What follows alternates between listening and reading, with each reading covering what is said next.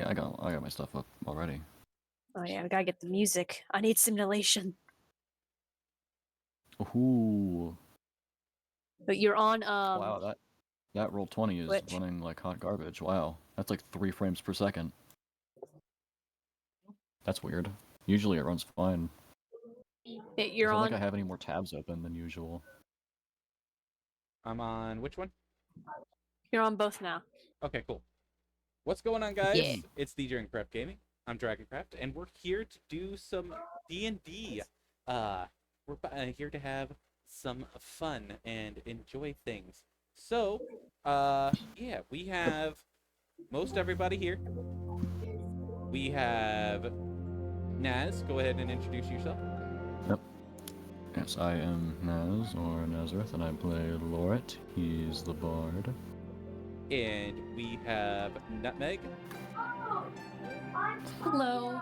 I play still a mysterious character that they don't know anything about right now. And as of yet, nameless As of individual. yet. Of course. All right. Sir Druce, go ahead and introduce your character.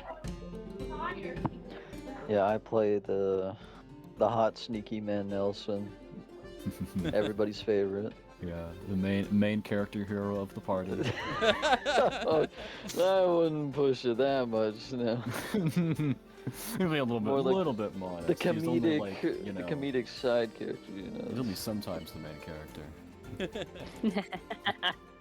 All right, and we have Shorty. Shorty, go ahead and introduce yourself. Hello, I am Shorty Halfpint. You just call me Shorty. Today I am playing Sylvian Barkree, the half-elf blood hunter. It's not Sylvia, it's Sylvie Tiny. It's not Sylvia. What kind of accent are you putting on her name now? All right. In the background, I hear someone yelling, "It's Sylvie!" I'm like, no. All right. And we also have Red, but Red is not here at the moment. Red plays a fighter dwarf. But he'll be here soon, hopefully. So we'll see. All right. So, who wants to do the recap? Sure. Why not? First session, nobody knows anything about me, let's do it. The main party had made their way to Arlethenia? Did I say that right? Arlenthia. I will always forever pronounce that wrong. Arlenthia. And they decided to split off. A few people going to the Archmage, a few people going to the Druids.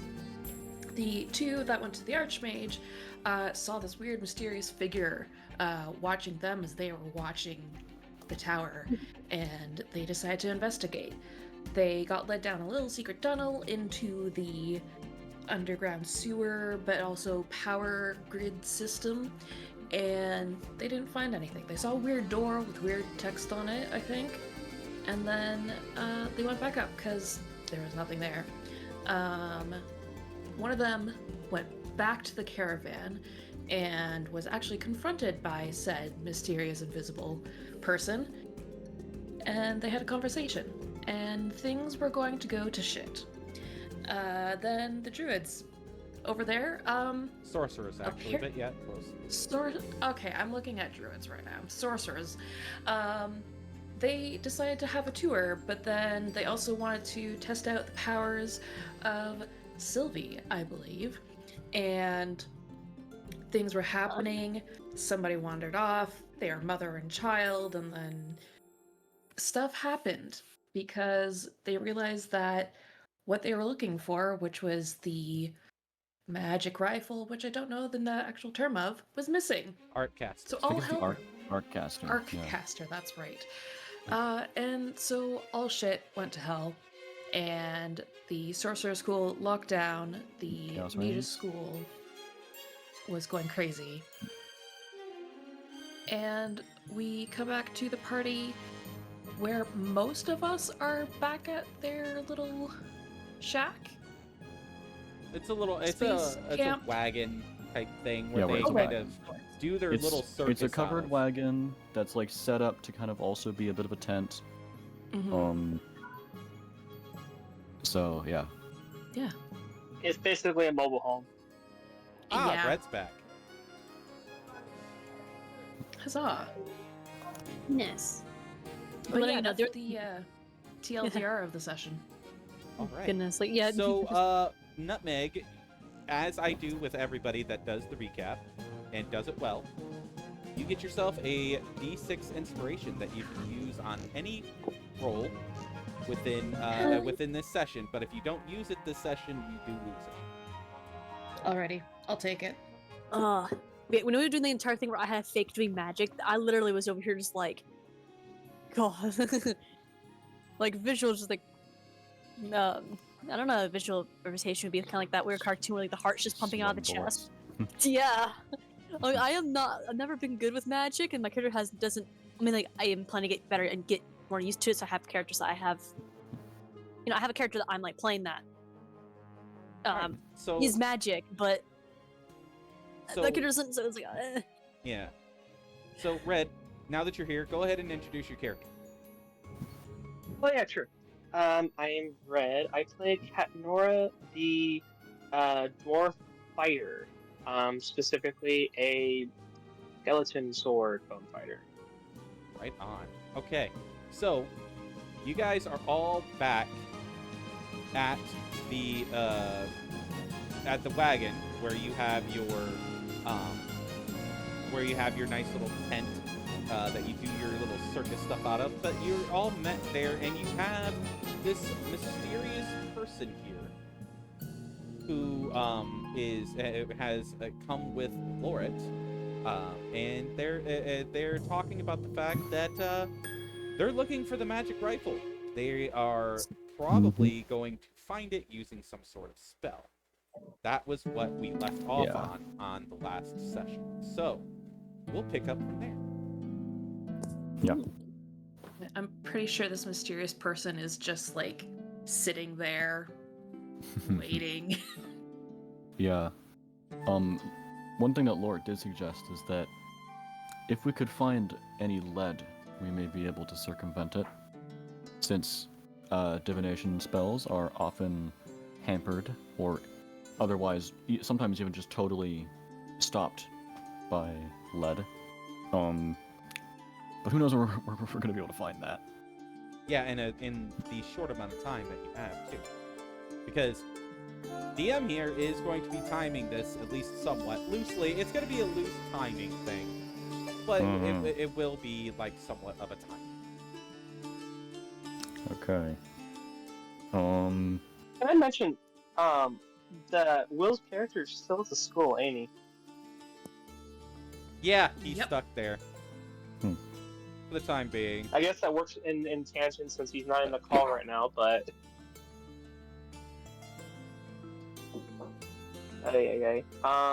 And we'll be getting to that here Wait. a little bit later. Yeah.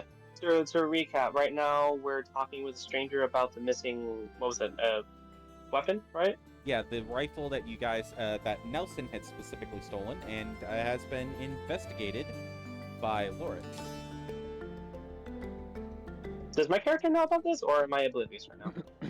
Stealing is such a strong word. I prefer Yeah. liberated it from its yeah, you just previous borrow. owner. Yeah.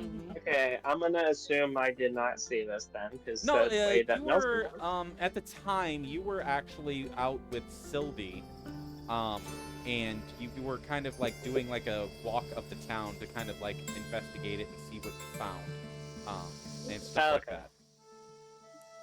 It was I actually during knew or that don't? time that there was that little earthquake, and Sylvie got knocked on her ass. Oh.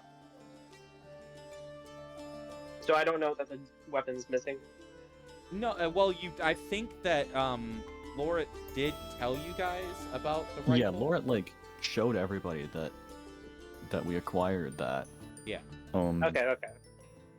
And like informed Okay, everyone that so- the plan was to create a forgery of it, which we did, and we Yes. have.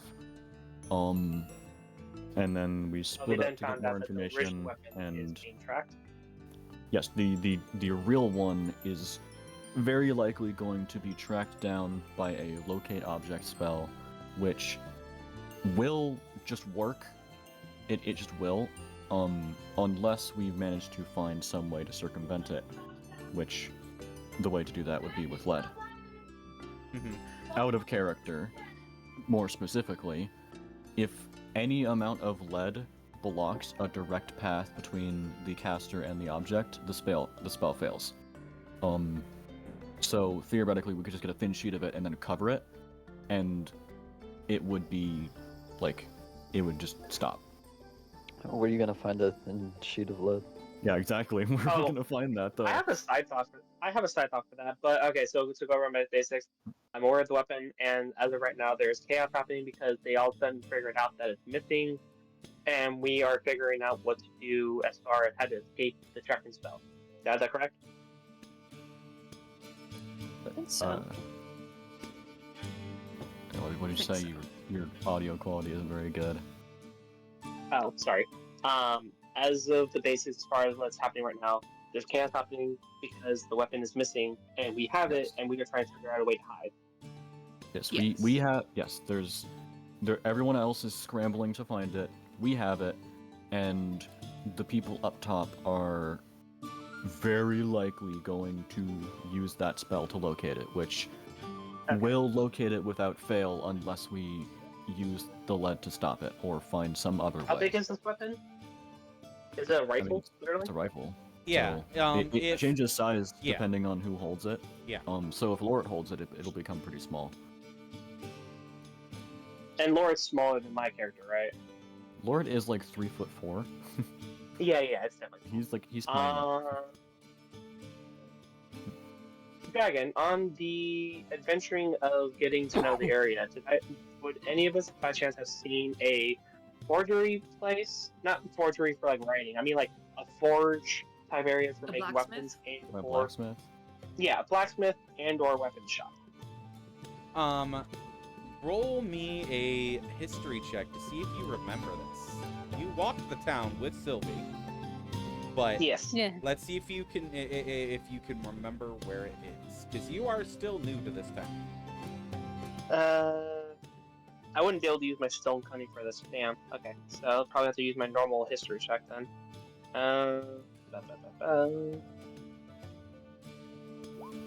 Shit. Yeah, you don't remember, but if Sylvie wants to give you the help action, I can let you roll again. Yeah. I wouldn't mind giving the help action. You know, in character, I think I should just start being all like, you know, I just remember we were walking around trying to look at the places. Doesn't that sound so bad?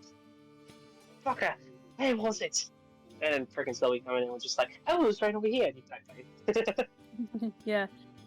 No, yeah, I give the help action. All right, go ahead and roll again. Yeah, that still didn't do much. You still don't remember. So I'm like, I have like a better idea, but it's like still probably way off. Make Lord, give me inspiration. You have bardic inspiration.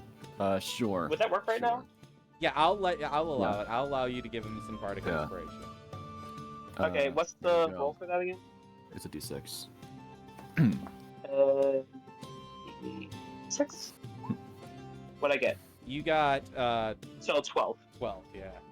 Still not. It's still not enough. I had it pretty low. I had it pretty low at a 14.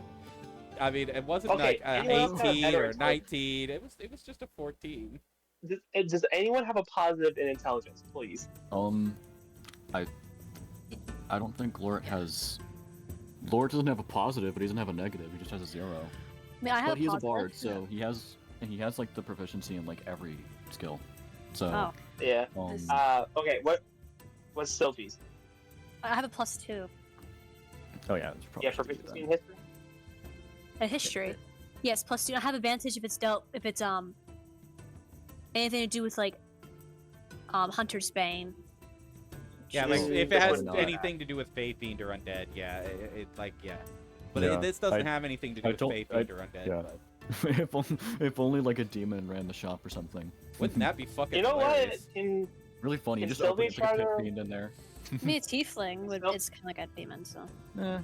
Since Sylvia also was on the walk, would she be able to do a separate roll, or does she already give me a help action so she can't do it?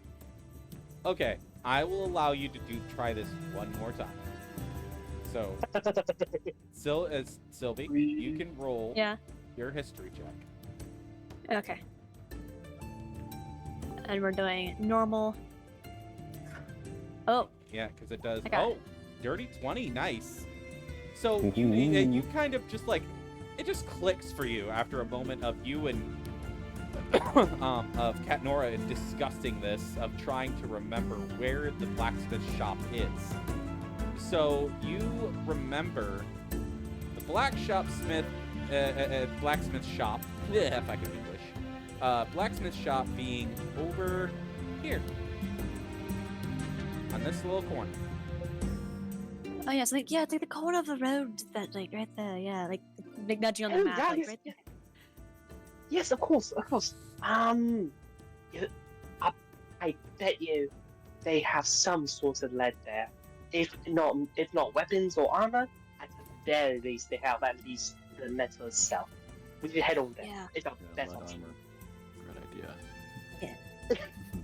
Lead bullets, Now- to be fair. Lead bullets. I mean, well, yeah. Well, wait, no, we don't have guns in this world yet, actually. It's a rifle. I did say that there were like It's a magic gun. I did say that there were like, like the very first gun. Oh, if like you the remember. handgun, where it's just like a stick. It's Yeah. not even like a gun yet. It's just a stick. Yeah, Yeah. pretty much. That Yeah, thing. that's Well, like okay, we those have are the also beginnings. lead We have the bullets. beginnings. That and Those- also, those in things, fairness, bullets. there's also slingshots that can probably fling lead ball bearings too. Yeah, I mean, there's plenty of things that lead would be for, but yeah, bullets Yeah. would be one. I mean, like for a sling as well. A sling would use lead bullets as well. They were Yeah. doing that in like Roman times. Yeah. Yeah. So I yeah, think, yeah, Laura says, he says, well, I suppose that's where we are headed, then. Would And So The- apparently, from what it says, historically, because I have like the historical stuff. 'Cause I was just curious, you guys talking about like your guns, how was lead used? And it just kind of got me Yeah. curious. So, like, apparently it was used in with stained glass windows back then. oh yeah, true. That is true. That's cool. They used it for like, they did use it for pipes in medieval times. Yes, back then. the Romans famously used it for pipes, and most likely went in like that's a theory as to why Rome collapses, because they all went crazy from lead pipes, which is really funny. Lead was also used to seal spaces between stone blocks, and for decorative elements. So- Lead was used for so if ornamental features on buildings. So if the blacksmith doesn't turn up anything, we can just head to the next convenience store or Home Depot. and So we can probably find apparently some it wasn't, from Yeah, what the it says here, convenience it wasn't store. really used with blacksmiths very often. It was mostly used by masons and builders.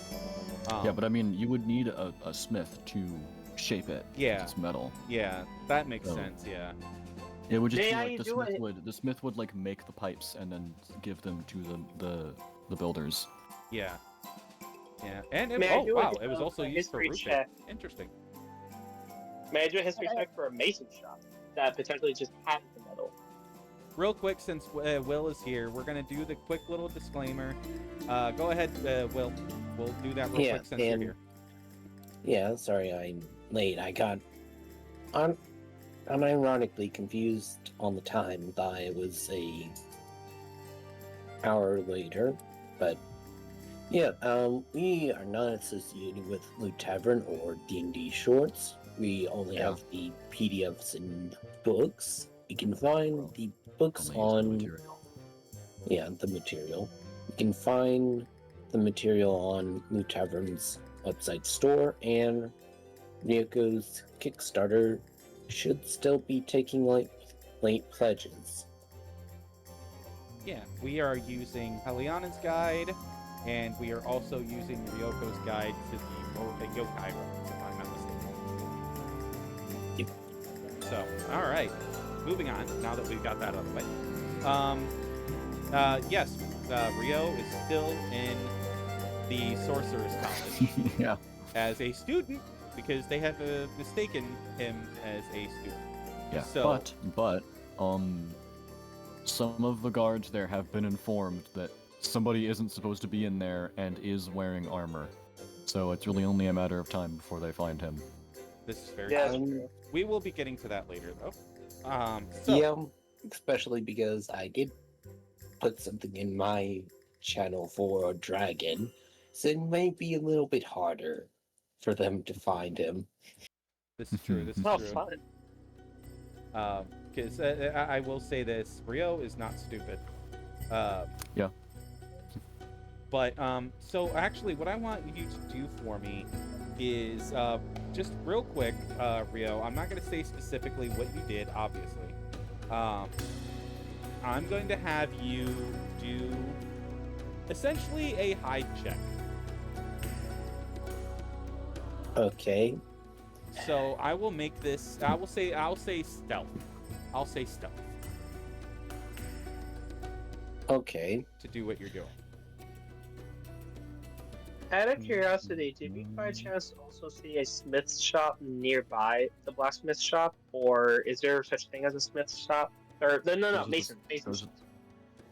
There is a mason shop that isn't too far from it. It's like about, it's like 3 or 4 houses down, or buildings down, not houses, buildings down. Okay, would it be normal or at disadvantage? Because it's two very different outcomes. Right. Technically, he is very much tall, wearing armor, which on its own technically would make it a disadvantage on stealth anyways. And there is information saying specifically to look out for him. Well, I was going to say it was, okay. Tell me how you would do this first, and then I will tell you if it's at disadvantage or if it's an advantage. If it's at normal, if it's just a straight check. How would you do it? Rio would, like, as everyone's getting herded towards, like, the dormitory. Yeah, you are taken to the dorms. Yeah, he's going to, I assume, like, there's a bathhouse or something along those lines. And yeah, they do have dormitory baths, yes. Yeah, he is going to slip into there, and he is going to do as I sent you, and then he's going to kind of walk back out, kind of. He probably looks very different, but A, he doesn't have the armor, and B, you could probably guess that he's a new student, so he's going along, he's trying to play along those lines. So, send me in your private channel where you would hide the stuff in the bathhouse, or the bathhouse essentially. It's like a dormitory bathhouse. Okay.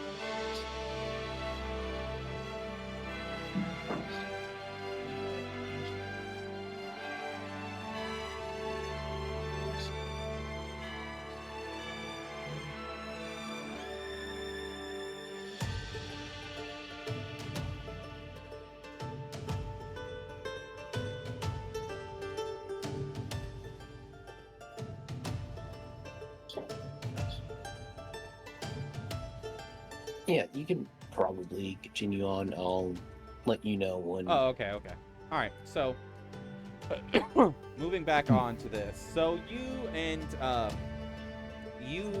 Kat Nora, and who else is going with you to go to this blacksmith shop? I think Laura will go with. Okay. There might be an opportunity to steal shit. I'll go to. Oh, okay. Great. Yeah, awesome. All I mean, right. it'd be kind of weird if the entire group just goes to the place just for lead. Yeah. So I'll stay back with the. I mean, I feel like the others should probably Well, I'm not going there for do what. something, but like I don't know what else there is for the others to do. Yeah. You know. I mean, watch the creepy lady Right. that's just sitting there, very ominously. New He's person just that's standing no there. operation. He's Ominously. literally just sitting there like, y'all are having a discussion, okay. Good luck with all this. So I've told you the solution, yeah. but okay. Yeah, I guess Alright. I guess I should point out, because I just remember that she wouldn't know who the hell this other person is. So I was like, who's this? Yeah, well, yeah, Laura Exactly. somewhat introduced her, Yeah, but I mean he doesn't really know who her she is name. either. But Yeah. I mean his explanation essentially is like we kind of don't have time for this at the moment. Just trust me that this is somebody that we need to work with Yeah. who can very likely help us out. All right. If you say so. So you guys head off towards the blacksmith shop. You get there, and you see the smith sitting there. He's a large half-orc gentleman, and he is sitting there banging away on his anvil with a very hot piece of metal. And he is working quite hard. He's very focused, and Sorry, I just doesn't even know you notice you approaching. So I do you mean, I bet he's listening to metal music. oh my god. Uh, All right, so Laura is- Sylvie I get- just suddenly drops dead in front of you there, Nutmeg. oh no! Such a tragedy. Oh no. Yeah, what a tragedy. How could Sorry, this this, happen? Anyway. they just popped in my head. Dang, I'm like, I you know, I don't have to have do it. healing spells. Yeah. Anyway, moving on. So you Yeah. and Laura end up there at the blacksmith shop. So Mhm. he's currently working away at some metal. What would you guys like to do? I think Lauret is going to. He's gonna like kind of watch for a second because he's already kind of, you know, surmised that like he doesn't want to scare this guy because he's working with, you know, like hot metal. So he's at first he's gonna try to just kind of stand there, and wait for the guy to notice. Does that Can work? Laura look to see if there's a bell? Ding, ding, ding, ding, ding, ding, ding. Yeah, no, you don't see anything like that there at the moment. You just see this guy whacking away at this metal with his hammer, shaping it into something. You're not exactly sure yet. It just kind of looks like a raw piece of metal that he's intending to turn into something. Mhm. Yeah. Does he notice us standing there? Say it again? Does he notice us standing there? Like as Laura was saying, No, us he is- standing there. He is very focused on his work. At the Yeah, moment. he's He doesn't- really into it. He's really into that. You know what? I take my my whisper spear and I kind of just like tap the floor with it, like the ding ding, like type of thing that metal sounds like when it hits like something like hard like concrete, basically. And I just kind of like do that real quick, just like, hello. He stops, turns and looks at you, and he kind of sighs because he's like, you know, trying to work, but he's being interrupted. I just Yeah. got into the hyperfixation. What the frick? He go to the kind of room. sets aside the piece of metal, and he walks over to you, taking off his gloves, and he says, "What can I do for you?" I do apologize, my kind strong sir. And we were just inquiring as to a certain type of metal we are looking for around here. And we are kind of new to the area. We are a bit of travelers. And we just need to figure out where this type of metal is. I was hoping maybe Yeah. you might have it and Laura's or know where it Laura's is. gonna cut her off, because this is way overstating it. He's just gonna say, "Do you have any lead? Preferably in a sheet." Well, I do have some lead, but it's pretty much already spoken for. The High Mage is needing it for something that he needs built. And he's the High Mage of this city, so he kind of takes priority. Yeah. Yeah. Laura just says, "Oh yes, far be it from me to get in the way of his demands." And then he says, "So in that case, do you know where I could find any?"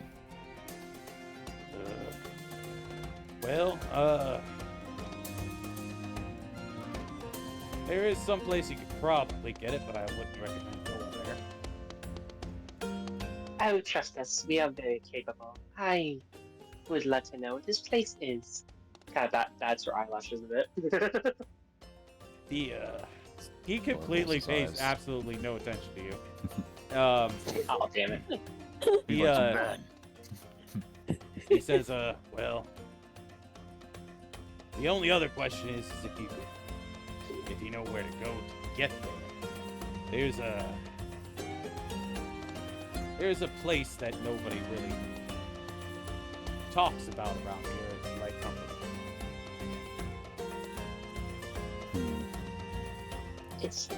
Is it like a sort of black market type place? Now, like, how loudly do you say that, by the way? I say it in a whisper. I don't say it out loud. I say it in a whisper. He, like, looks around quickly as you say that, and he says, I wouldn't recommend saying that out loud, out in the open, but something like that. Well, anything you could possibly want, you could probably find out there. So, the way I would describe it to my players is essentially what he's talking about is kind of like essentially the magical version of the dark web. Great. So, You Go just black need to know market, how to get guys. there. It's a black market. Interesting. Yeah, well, I don't think we do know how to get there.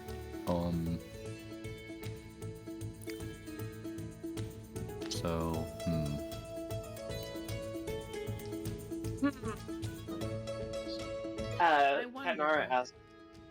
Katnara asks him, well, it would be ever so kind of you if you by chance would be able to point us to someone who knows their way to said place.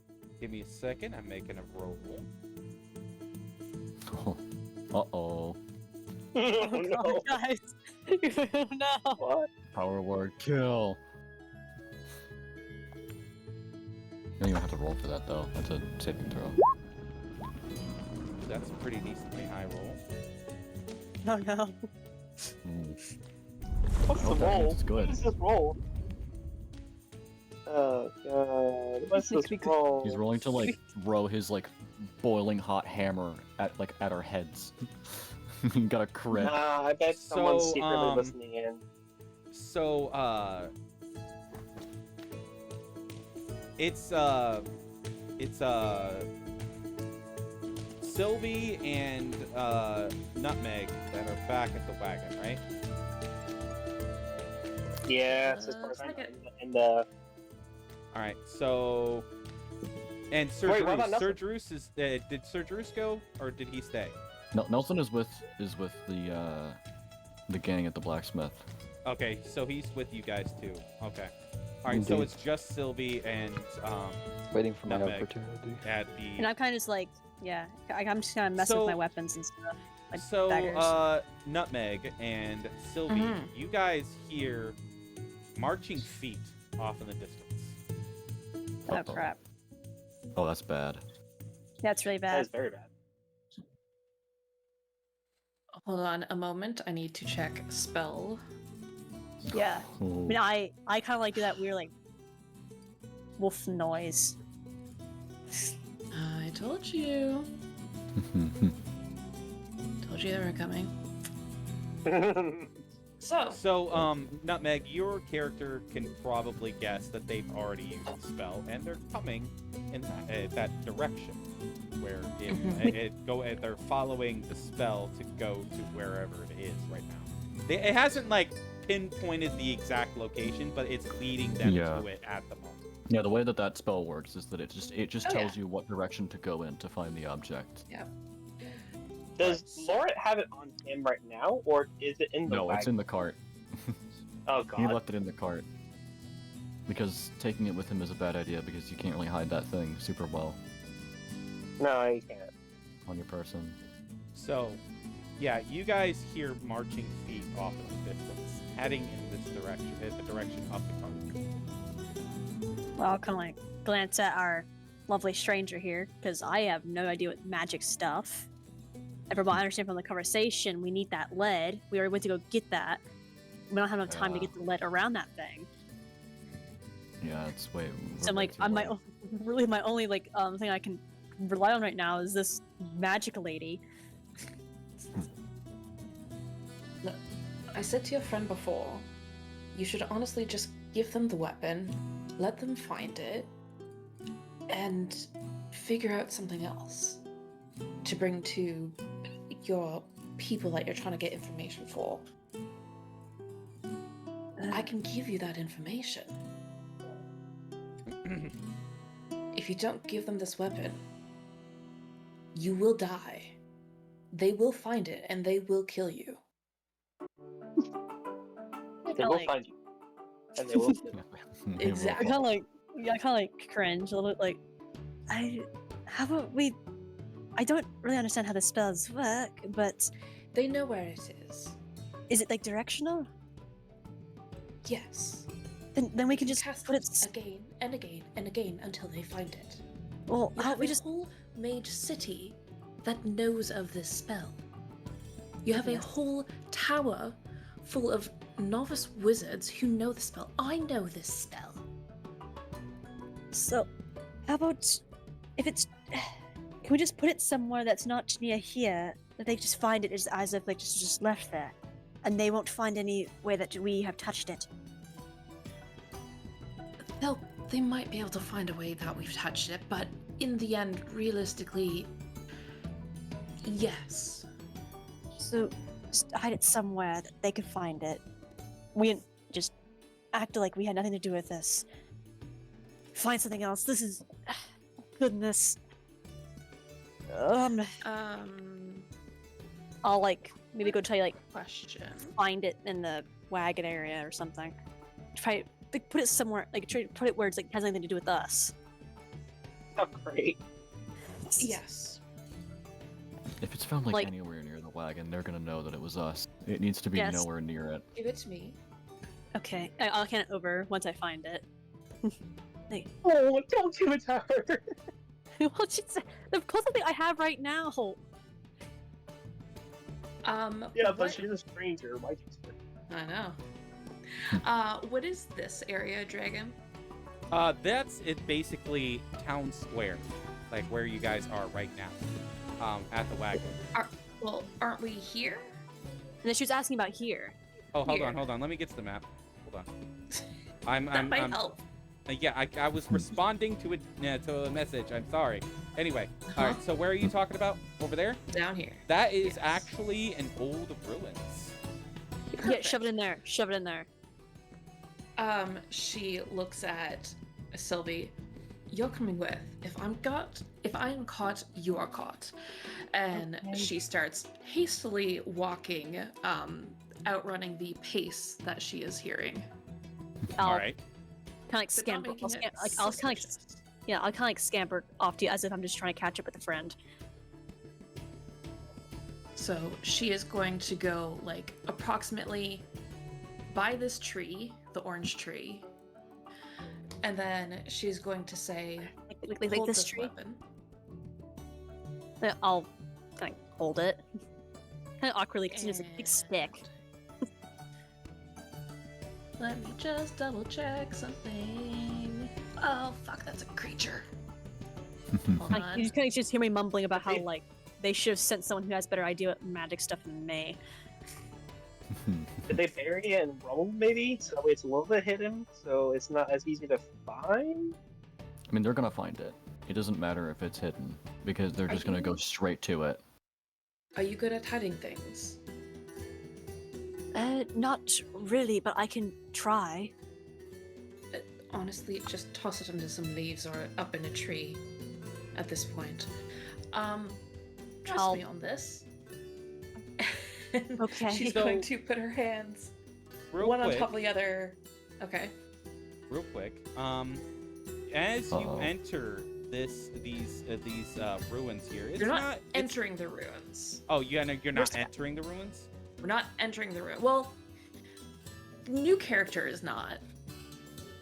How I mean- how long? I was just imagining- What is the depth of the ruin? Is it over 90 feet long? Yeah, I would say so. Okay. I can Could just we? toss it. Could we make it to the other sides of the ruin Yeah, probably. in time? Okay. She pauses, changes her mind, and starts walking around the ruins. I'll follow you while looking around for any of the Then, good spots to hide. As you look at these ruins, do me a favor Yeah. and make me a Arcana check. Ooh, where's my D20? That doesn't sound good. That would be a 21. You feel that the closer you get to it, it kind of like starts to suppress your magic. Is this made of lead? Is it a lead area? No, something else. Damn it. Oh I feel goodness. like this character knows of this and makes sure that they go slightly out of the way. Yeah. And any like I'm trying to like, and while we're walking, I'm trying to like find any like Who's it's one I can carrying just the toss. art caster? I think right now I am. Yes. You notice I'm basically that looking for- when you get close to the ruins as well, the art caster, it kind of like, the best way I can describe it, because you're not really arcane based, is No. that that it starts to lose its luster. Huh. This is strange. It comes Like- with the city. It takes away magic, in a sense, temporarily. It's the area, it's ruins. Allow me to Not type enough something to you in your in a DM. That might- Okay. Oh. We could try to take advantage of it. I think if that's how magic No. works. No, it's not. It, No. Yeah. Okay. It's an object, it can be found. Yeah. That's not fun. No. Oh, I'm gonna have I a talk wanna with wait upper for the management when I'm done. DM. Just let them know not to bring me to any more magic areas ever again. This is ridiculous. Yes, you are going to have to really, really trust me on this. Okay. It's kind of hard to, but I will do my best. Since we just Want to met. live. Well, I have to stay alive. I have people back at my place, so yeah. Yes, they are not going to like me after this, but you can attest that they were on the way. Yeah, and we had to do something, otherwise we don't. Yeah, Yes. we had to do something, and this is the best thing we could think of on the spot. I'm still looking for a good spot I can just toss this stick in. Dick. It's a the boomstick.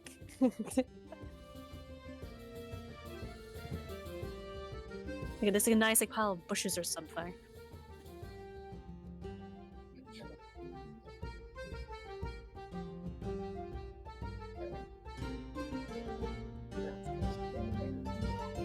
Also, my good DM, you have a bot in your Twitch chat.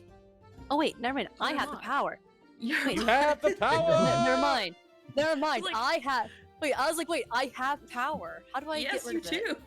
How do I pin message or click to reply? How do It's like I? if there's a No. hold You on. right-click on the name, and it Oh. will It's like give the- you an it's like a- option at the very bottom. Oh. Okay. Okay. like, Okay. cop goes to the mayor, like, oh, there's somebody committing crimes. What do I do? Sorry, it's like I'm not used to having such power. Okay. Oh, you. Yes. Hey. Yeah, we'll talk about that later. Okay. Right, you're going to have to trust me on this. How tall are these cliffs? The walls of the ruin are there 90 are feet? varying sizes there because the walls are broken. Yeah. But the highest point is like probably about 90 feet. something like that. Cool. All I need. She stands. I can't get rid of that now. She stands at the edge of the cliff, looks to Sylvie. Just toss it. No, I'm tossing you. And she puts her hands together, opens them, and tosses them forward. Are you trusting like- her? I'm right now maybe a little tense, but like I am trusting you with whatever because you have a better idea what the fuck is happening. Cool. But I will still be I- surprised by this. Teleport you 90 feet down to the edge of the lake. I kind of like so. I kind of do that. I'm And like, then, That's hype. and then Wait, you so I- see her pointing up from the top with a finger on her temple. Throw it in the lake, and I'll get you back up here. I was actually kind of thinking about that already. So I was like, oh, okay. And I'll kind of just like, I'll do my best to like just as if I'm just trying to toss one of my daggers, just like across the lake. Yeet So- it in there. Skip it Give across the me water. give me an athletics check to Oh, hell see yeah. how far you throw. 11. You just manage to get it in the loaf. Just Oh. barely. You do get it Well, in, like, but just yeah. barely. I kind of like nudge it in more with my my toe or something. It's farther than that. Yeah. Oh. Okay. Well, like it's close enough, I guess. And I kind of like shrug up at you, then kind of like wait for it to be teleported back up. She walks away. No. No. Like, I mean, I'm It's a saying big when I stick. say you just barely managed to get into the lake, you just barely managed to get it not in the shallow end where anybody could just look at the Oh. lake and see it. Oh, okay. Okay, So- okay. Okay, that's better. That's better. I'm like I kind of like. Okay, I did it, and it also makes sense. I'm not used to wielding such wieldy things. Like, you know, you've never held a rifle in your life, so yeah. Yeah, I never hold like a weird metal stick before. And this person is going to hold their hands open, one on top of each other, clasp them down, and pull them towards herself. And you warp back up to the top beside her. Again, I kind of just like, I did not like the feeling of that. No, but it's where you need to be. So Yes. let's walk this way, and we're going to go kind of Yeah. more towards the bigger lake, and around and back. Yeah, like the long way, as if we're just like seeing the scenery, Yeah, just taking a walk, you know. just chilling. Just taking a walk on the Yeah. beach, maybe. Oh God. no, they're not. Oh yeah. Oh no. No, that would not work with my character DM. We already have the lore for that. Yeah, I know. Anyway, um, But hilarious anyway. I like long walks on the beach. Snarl. Just not with you. Yeah, not with you. That's like that's what like Varkri would say. Like, yeah, I like going on the beach, and the Varkri in the back are like, not with that little weirdo. Oh my god. Shut up, Vark. Like, for Varkri, that's me. Good thing you're in my head and not speaking out loud. All right, so God. just if you Can't believe did, what for you- those of you who might be watching who have no context, essentially there is a split personality within Sylvie. She has Sylvie, which is her normal self, and then she has her wolfy self, who is Varkri. They chat sometimes. So moving on. So yeah, so if I describe my character just looking off in the distance, they're probably having an in-depth conversation about how how lobsters communicate with Barclay. So So yeah. All right. So you guys managed to walk back to the circus, quote unquote circus tent, back in the center of town, and you see, as you get back, you see the soldiers marching past you. They are like right here when you get back, and they are marching in the direction of where the rifle is. The person is making very sure that they're in the wagon and not seen. All right. Yeah. So I'm just kind of like just. Oh, I'm sorry. Yeah. Go ahead. I was just kind of like I'm kind of back to like where I was like just back before any of this happened, just like just sitting off, like maybe like just cleaning a weapon or something, or doing whatever like Sylvie does while talking Sharpening to her Barclay. short swords or something like that. The daggers and kind of type of thing. All right. So It's back actually to kind of behavior, the but less threatening. back to the smith shop. There's enough of these soldiers that are going to look for this rifle that you guys kind of hear it off in the distance. Like it's kind of a low thumping sound that you kind of hear. Yeah. It's not as loud as it is for them, obviously, because they're like right next to it. But which are just like yeah, you hear that while you're at the smith shop.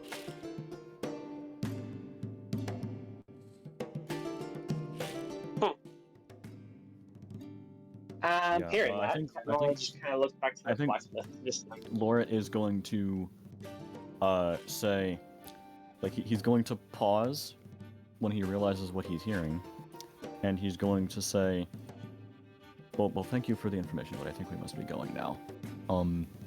And he grabs Katnora's wrist and leaves, because he put together pieces like, uh-oh, they're already out looking, it's too late. So he's gonna go back to the wagon. Okay. Grab with Katnora. as he grabs her wrist, Does she's Nelson like, follow? "Hey, what's that?" What is Nelson, do Nelson you doing? follow? Sir Druce? I'm You not might be gonna lie. muted. Check to see. I might have fallen asleep. Oh, wait. It's a good thing I woke up. I got a phone call. Be right back. Oh crap. Okay. So we'll just say that Nelson follows. Yeah, you let's just say guys. he comes with. Yeah, he doesn't actually Yeah. steal anything, thankfully. But moving on, you guys head back towards the circus. Here, shut. Circus tent that you guys have in the middle of the square. And yeah, you get there. And you see, just as you guys get back, that the marching soldiers disappear through this between this tree and this house here, going towards this lake. So, Yeah. what do you guys do? Yeah. Uh-oh. Well, Laura's like, going wave to at you. search the Well, I can let wagon. you just let you know. It's like they just let yeah, you he- know. that's what he goes for, like, immediately. Like kind of like they had apparently there was a spell that they had that tracking it, and we had to move it away from us. And he Our lovely stops, and he turns to friend here helps. where? Like I'll kind of like gesture like the lake, the lake, like the lake down there. He pauses and he puts his hand like to his head. And he's kind of like shocked, like, the lake? Yeah. Our magical friend here decided to teleport me down there. It was the best thing we could do at the time. We didn't want them to find it here. That would bring suspicion on us, and we don't want that right now. And your new friend comes out of the wagon, but it's not your new friend. Oh no, it's the boogeyman. It is. This Oh, person no. now looks like this. Okay. Like your braids. I should grow out my hair. I should grow out my hair. It might be fun. Yes. Yeah. Cut my It hair is after a me. little By the way. bit. Magic people are weird, and I'm used to being around people who can change shapes. So You're very trusting. You really Eh. shouldn't be. I'm And just tired. Laura- and Valkyrie Laura- likes you, so Yeah, Laura says, agreed. He's clearly very stressed right now. He's going she's through it. like- Allow me to go Valkyrie- use the bathroom real quick. You guys can role play Just like- amongst yourselves Yeah. for the time being, but I gotta go to the bathroom. like Valkyrie likes you, so and she usually has a good gut feeling about people sometimes. So Right. She looks slightly confused. Who are all of you, by the way? I know you, points to Laura. well, if everyone else is going to tell, then I'll wait until everyone else does, because I'm kind of in a weird state right now. Right, Yeah, would it help if no. Go ahead. Never mind. You go on ahead, Nutmeg. No, go ahead. I mean, considering that Rio's still trapped in Oh, the yeah. Sorcerer's College. You're Yeah. not here. Yeah. Would it help if I introduced myself first? It would probably be best. Right. Hi. My name is Alzura. This is not normally what I look like, but that's because I ran away from the Wizards College and I know things. So yes, I cannot be found, and hiding myself as different people helps. I will Sorry, are once... you a shapeshifter? No. Are you a shapeshifter? No, this is purely magic. Should they truly want to find me, they could just dispel all the magic in the city and eventually find me, but right now it works. They think I Ah. won't let their secrets go. They are very wrong. So, how far in the lake did you two toss the rifle? Where you can't normally see it if you walk by. I'm sorry I didn't toss it in further. I'm not really good with. Like I know I'm my entire thing is like throwing things, but I'm not really good with throwing long Yeah. things. And But I did throw it pretty kind of a ways in there, just probably not as much as I had hoped. it's in deep enough that they You- won't you find caused it me. for a while, It caused them a bit of trouble. but neither will we. Yes, If you of want course. information, I can get you that information. As I said to your friend here before, which he's meaning to discuss with you anyways, you going to the Archmage saying, "Hi, I have this weapon. If you want it, you give me information. You'll all just die." If I was able to sneak in this camp looking like this or somebody else, who knows what he could do.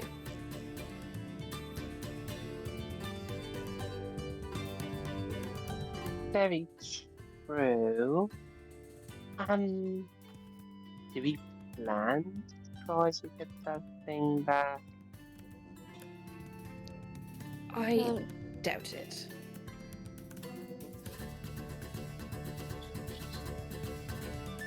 We wanted information from the Archduke, right? Archmage. Or Yeah, Archmage.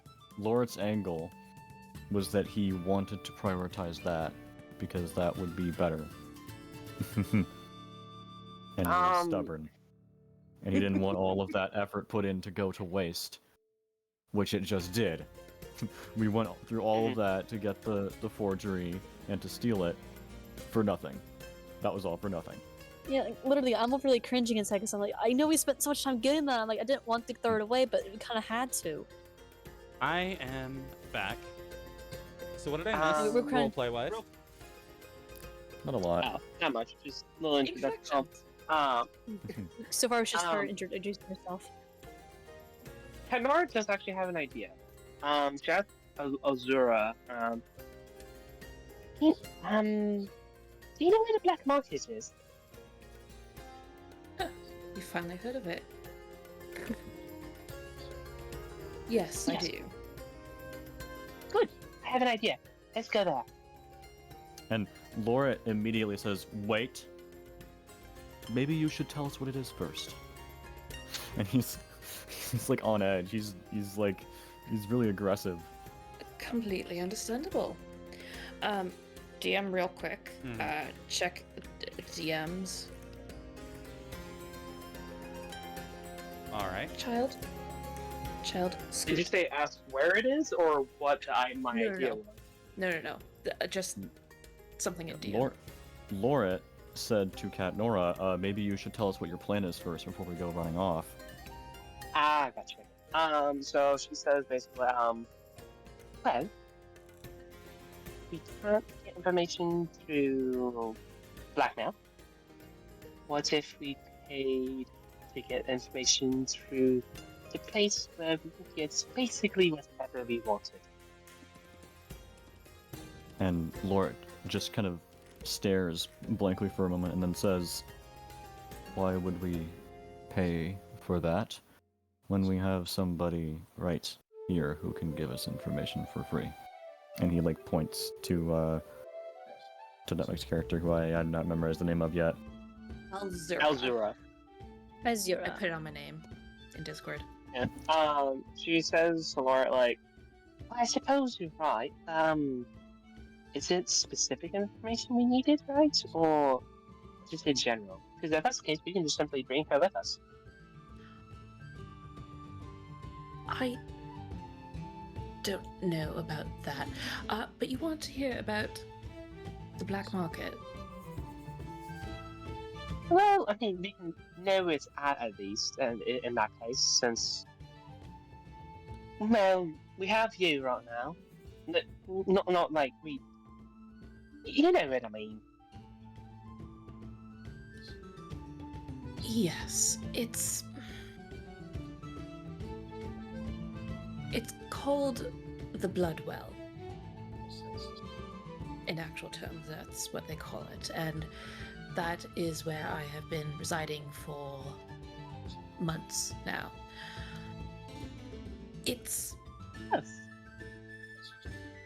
You can picture your traditional black market, as some cities have, but because of this city and how magically inclined it is, there is so much more magic in the Bloodwell that deals with dragon's fire and blood magic and necromancy and all these other magics that aren't seen.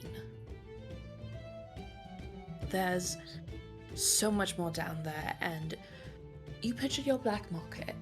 People go there, sometimes they don't come back.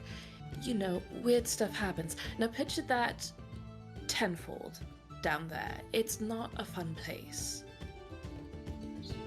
They will, though, do anything for coin.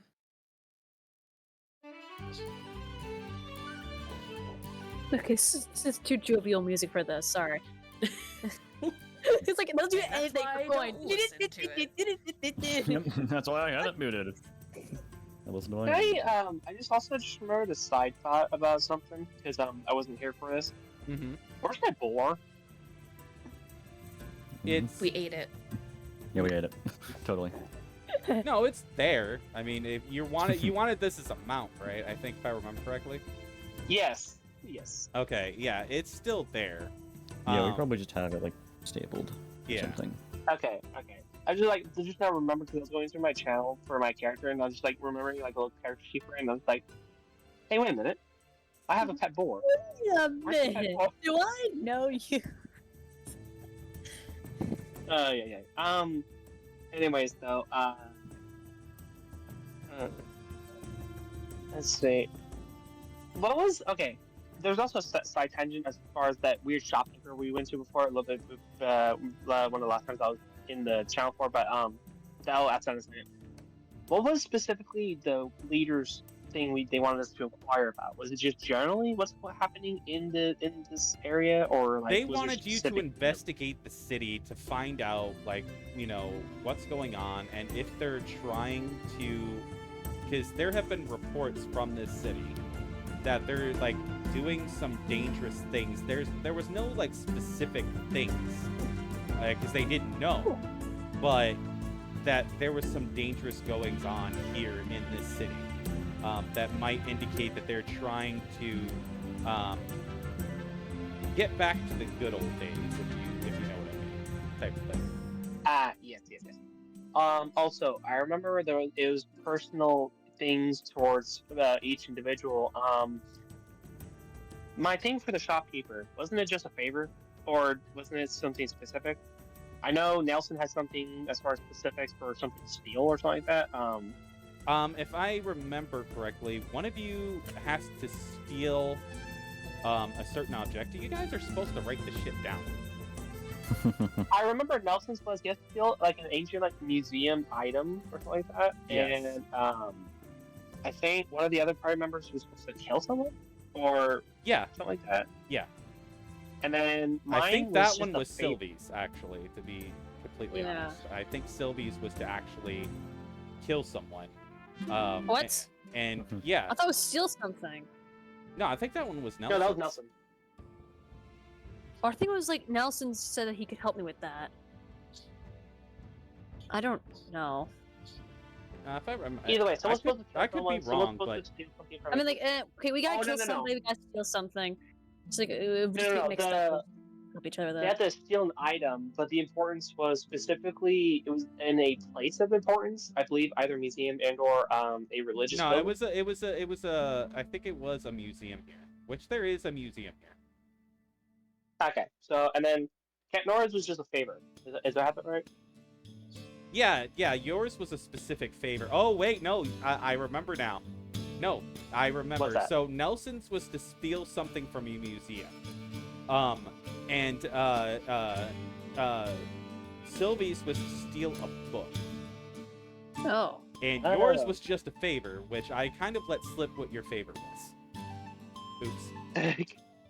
If anything, he appears and disappears wherever. So if anything, I guess you could say he can call the favor whenever. Yeah. His favor is for you to kill someone, which I let that slip, which is fine. But we'll get to the details of that later. We'll get to the details of that later. Okay. Yeah. So right now, that's not our full priority right now. Our full priority is to get this. No, it's not. Yeah. We're gonna get it done eventually. Okay. Like, he didn't If really give us a anything- okay, timeline. so, if anything, Katnar will. Actually, no, wait, no. We hear people marching around still. They're probably heading towards that lake. Yeah, they're Katnar, actually that's the party. they're actually making their way back up from the lake because they were able to retrieve the rifle, and they're making their way back up to the square. We're just gonna not look Katnar at them. suggests that we move somewhere else, away from this little mini army. Yeah. Did I hear you were missing a friend? We should probably go Oh, and get yes, them before we go elsewhere. Yeah. Unfortunately, the school's locked down. We can't get inside. If anything, we can get him a little bit later when things die down and they actually open places back up. Right. I think he's fine. I think he's one of the more magic-y types of our group. That's fair, actually. He's able to fit in better than me, at least. Very true. If anything, I suggest we get a little bit moving away from here. Anywhere. Literally anywhere. Let's just walk around. Yes. Maybe to a nearby museum or some magic shop. Literally whatever to make us look like we're not suspicious. Yes, because we don't want to act like that, yes. To be fair, and I'm only saying this because you're still somewhat new, Red, is think about this for a moment. you guys are the circus in town, right? Yes. And Yeah. you are Wouldn't it be- trying not to be suspicious by suspiciously moving away from your circus tents Yeah, for no just apparent so reason. happens that we run away Mhm. from where we're going to be typically found. Also, True. we still have the forgery here. We don't want to leave this thing unattended, and then they come here and search it and find that. Oh, yeah. Actually, So Lauren, we this should is actually probably when stay something happens as the army is moving up from the Mhm. the lake. Do me a favor, Shorty. Yeah. Get me some sort of menacing music, please. Oh, Oh God. god, no. Oh, No, We should have grabbed both, motherfucker. Let me So- find like a it's explanation like caution-ish. Yeah, that'll work. So, No, this is dark. Yes. So you see these uniforms. You recognize these uniforms very well, Nutmeg. Your character recognizes these uniforms very well. This is the magical army, essentially, that nobody outside of this city knows about.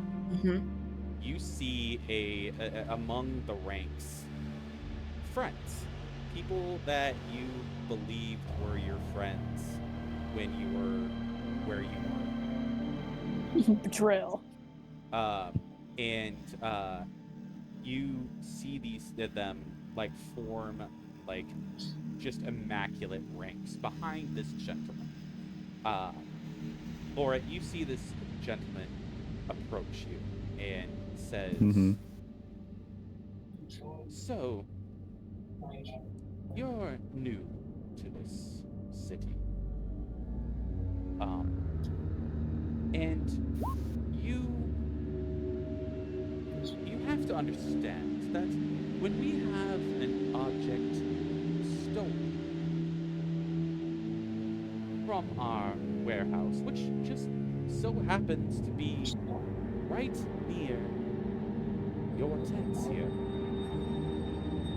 that we might be a little suspicious, if you understand." And Lawrence says, "Of course, that's perfectly understandable." So, I must ask, do you recognize this? And he gestures to the art master that is now held in the hands of one of the recruits.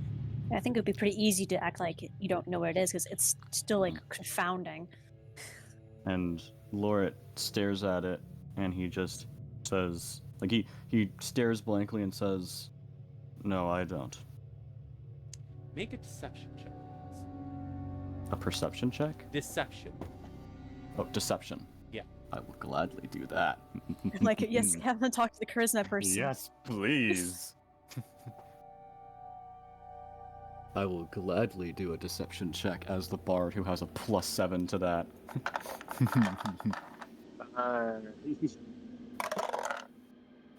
Oh. Can somebody give me the help action? I can. I really need that Let advantage. me. I'm just trying to think. Like, how could I? I mean, word I think if basically I saying remember that you would have correctly, no- yeah, Kat Nora, you're like right by Lorette because you guys had, had been here discussing Mhm. this for a little bit, and Yes. you guys had Just, like, literally jump just in got and just- back like maybe 5-10 minutes ago. So you guys can just like jump in, just maybe saying that you've never seen it either, just distract. Lord doesn't make his abilities of small amount of magic known, right? Yeah. Okay, I know what I can say. Patnora will jump in and say basically, "Oh, I do apologize. He would have no clue what the hell that thing is. He doesn't even know how to use even magic at all. He actually grew up in a town where no one used magic." Which, I mean, is honestly kind of true because Lorette kind of uses yeah. his magic. He Yeah. disguises it with his antics and his, his That is funniness true. and stuff like That is that, true. So and I mean, yeah, he did kind of come from a town like that. That is kind of true. Not like. I mean, to be fair, I think Cat Noir technically would have actually known a little bit, But yeah, maybe yeah, not that much. She knows a little bit of his like past. Like, he's probably told her that he's from like a rather small village, and fun fact that his parents were leather workers. Well, that's cool. But I will use that help action to roll again with advantage because I really need that. I would love to know if I can make exception because that I feel like that would have had an advantage of my own. Okay. 24. Okay.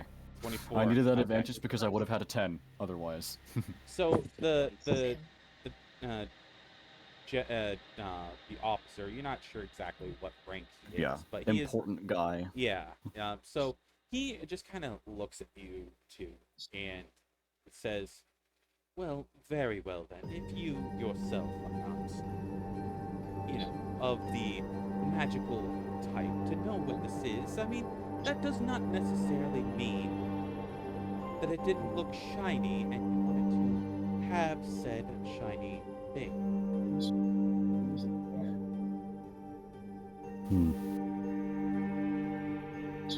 And I think Loret says, "Well, I suppose so, but at that rate we wouldn't get anywhere, would we? I could say that I have no interest in money, and then you could say that I could potentially just want it for a collection. We could just keep going like that forever if that's the case." Well, it's simple to say, as much as you could throw reasoning for us to be suspicious, we could throw just as many reasons back to say we are not in this case. It would not go anywhere, unfortunately. And quite frankly, albeit, yes, we are new here, it does feel rather rude to be the first to be assumed of anything around here. And I think Loret sort of chimes in and says, "It's a bit unbecoming of a way to treat guests, if I'm being honest." Well, we protect our city fairly zealously. So I need both Cat Nora and Loret to roll a charisma saving throw. Okay. Oh god. I know exactly who this is. Okay. Give me a second. My thing's loading. I just imagine like our magical friend over there, is having a panic attack behind him. Oh, she is. Oh, she is. Yeah, and he hasn't noticed you, by the way. No, exactly, because so I've written it here. She is like slowly hiding behind the cart. Oh, as if you're just like, as if you're just I don't scratching your foot or something. I don't suppose it's possible to give the help action for a saving throw. Yeah, I mean, if you're giving a help action, whoever, I don't know who it is that's going to be given a help action. I need that. You guys can just is it possible I really need that. use also bardic inspiration as well? I have a 0 for my charisma saving throw. Actually, that's another thing too, Nutmeg. If you want to give away the inspiration that I gave you, you are able to do that. I'm out of bardic inspiration. No, I gave Nutmeg the inspiration from the beginning. Yeah. Oh, yeah. I'm dead. I'm dead. I got a 4. Do you have a better chance, Loret? With If the D6? No, I need the help action because I rolled on that one. Oh shit! Okay, hold on. Dragon, is help this? Action from Cat Nora. Are we alluding to what we had talked about for the previous introduction? Yes. Oh. Real quick, also, no, we're dead. We're mute so myself dead. real quick because food was made late. I'll still be in the call. I'll be able to hear and text. I just will be muted for a minute. That's fine. So, as this is happening, can Alzura, because she was behind the cart, is there anybody behind the cart that can see her? I mean, from that squad? Probably the only one that might be able to is Sylvia. Yeah. Okay. She glances at Sylvie, and then changes back into that first form that she had. And then she'll come. Oh, hold on. I need like 1 second. I can imagine like you're panicking. I'm just like making like motions at you to breathe. Just so you know, and Nutmeg, you would your character would recognize this as the Zone of Truth spell. So. Fuck. That's bad. So okay, knowing that, she is going to stay out of the range of that. Yeah, it's only a 15-foot sphere, so it's not very big. Exactly. So she's going to pop out. And I follow? Nope. She just says stay there. I kind of nod. I kind of like this guy's kind of like motion to get up, and then you're like hand like okay, I'll stay. It's very like I'm basically like the kind of panicking. Yeah. She is like, oh, there you are. That's where it's been. I've been looking all over for it. The officer, he kind of looks at you and he says, "You know these people?" No, I don't know them. I was just walking by and saw you all. No, I got some other people to go and get it, and I don't know where they've run off to.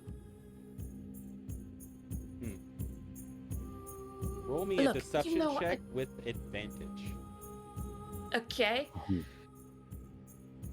Well, where's that? Okay, it's not a 0. Okay. You have advantage, so. Okay. I'm going to use my D6 on this because this has to work. So make sure you breathe. Character, your Azula. 18. 18. I used my D6 on it. All right. Yeah. So, the officer looks at you for a long moment. He says, "So, you had some people, some random people in the city. She rolls her eyes. Grab this very important artifact that needed to be delivered. Yes. To the sorcerer's school. Yes. When you should have done it yourself. You know, I have heard many stories about you being very lazy. Yes. Karina, because everybody else can do it for me. Why are you so lazy? Because I have magic, and fetching an item is not part of my job. Mm. I love your accent. I will be speaking with the High Mage about this behavior. It must be something. I'm going to talk to the High Mage about your behavior. Going after all these people here as guests of the city. Okay. At those words, because you guys are supposed to be guests. They actually do have rules in this city about having guests, and so he just kind of like stops for a moment, puts a hand to his chest, and he kind of looks at all of you, and he says, "You have my utmost apologies. This girl here, she unintentionally put you all in danger, and I must express my apologies. Rena, I will be speaking with the headmaster. Not but if I get there first." And the officer kind of stands up and, Laura, you are usually the most observant out of everybody in this group. Do me a favor, roll me a perception check with advantage because they are standing like right in front of you, and you can kind of get a good look. He's also like, he's like panicking out of his mind right now, and I think every little detail is sticking out to him. You know. Yeah. He's honestly, like, I just imagine him as like watching from the back, going, "Oh my god, I'm so glad I'm not there." That's an 18. All right, so when you're looking at these guys, you see their armor, and the thing is, though, is it's armor, but it's not at the same time. It's made to look very, it's padded. It's not like there's no metal on this armor at all. It's all padded, like padded leather. But the thing is, though, is what's what's interesting is you've seen enough arcane things to kind of know that this, to be able to see with your eyes that this armor is in fact bolstered by magic. So this armor is enhanced with magic somehow. You're not sure how, but you can see that it is bolstered with magic of some sort. Very interesting. And you see that each on the chest of each piece of armor on each person, you do see, and that the insignia is it has a background of different colors. Different colors, meaning that each of these individuals specialize in a form of in a school of magic. That is their specialty. But what's interesting on this officer is that he has three different colors on the background of the insignia on his armor. And on this armor, the insignia, you see, for this insignia, I need you to roll me a history check. Okay. Oh my I will do that. Oh, this is so much information right now. I don't even know how you guys are able to roleplay. I'm over here just like, That's an 8. That's an 8. Oh, you think you have a lot of information? I'm like triple tasking right now. I'm doing this. God. I'm over here just like, how are you guys even like? And I'm also like holding a text conversation. The only thing that you get then with that 8 is the fact that this has to, this symbol is historic. This is an old symbol, but you can't place what it is. But in the back of your mind, it just kind of sits there, and it's like, there's something about this insignia. I just don't know what it is. It's old, and that's all you really know. Yes. And he looks at you all, and he says, "Well, yes, I will personally be here to see your show later tonight. As I remember, you said something about having a show every night, a short show every night. I will be here for you to see this show, and I will bring some friends, and we will make sure to tip well. You all have a very good afternoon. I must deliver this artifact to where it needs to go. Thank you very much." And he gives a small little bow and walks away, with it, like leading his troops away. Yeah, as soon as they're like out of earshot, Loret, I think he was like, he's at like the table, and he just goes like, he like, and puts his face down on the table and like hands on the side of his head. I feel like Alzura just sits down, is looking around, making sure nobody is around her, and drops her form completely. And y'all see, this one, her true form. Of what you assume is her true form. It's not even my final form. No. It's not in my final form. Oh, your hair is This amazing. isn't even my final form. That was like my best like Frieza impression, but like not real Frieza, but like one of his forms. Right. His long-headed form. Well, that could have gone better. Worse, better, all of that. Oh my goodness, that was so nerve-wracking. I don't know how you people are able to talk to people when like your nerves are like set to fire like that. Barely. Yeah, and I think Loret, like muffled into the table, just says, like, "Believe me, I was at my limit." Oh my goodness, this is right. Oh, this is more complicated than I was led to believe. Oh goodness. It was a good thing. Well, at least we were able to minimize it, and yes. Oh, So I thought we should. suggest a potentially move. B, get rid of that goddamn copy of it. Because if they find that, they know you actually did it.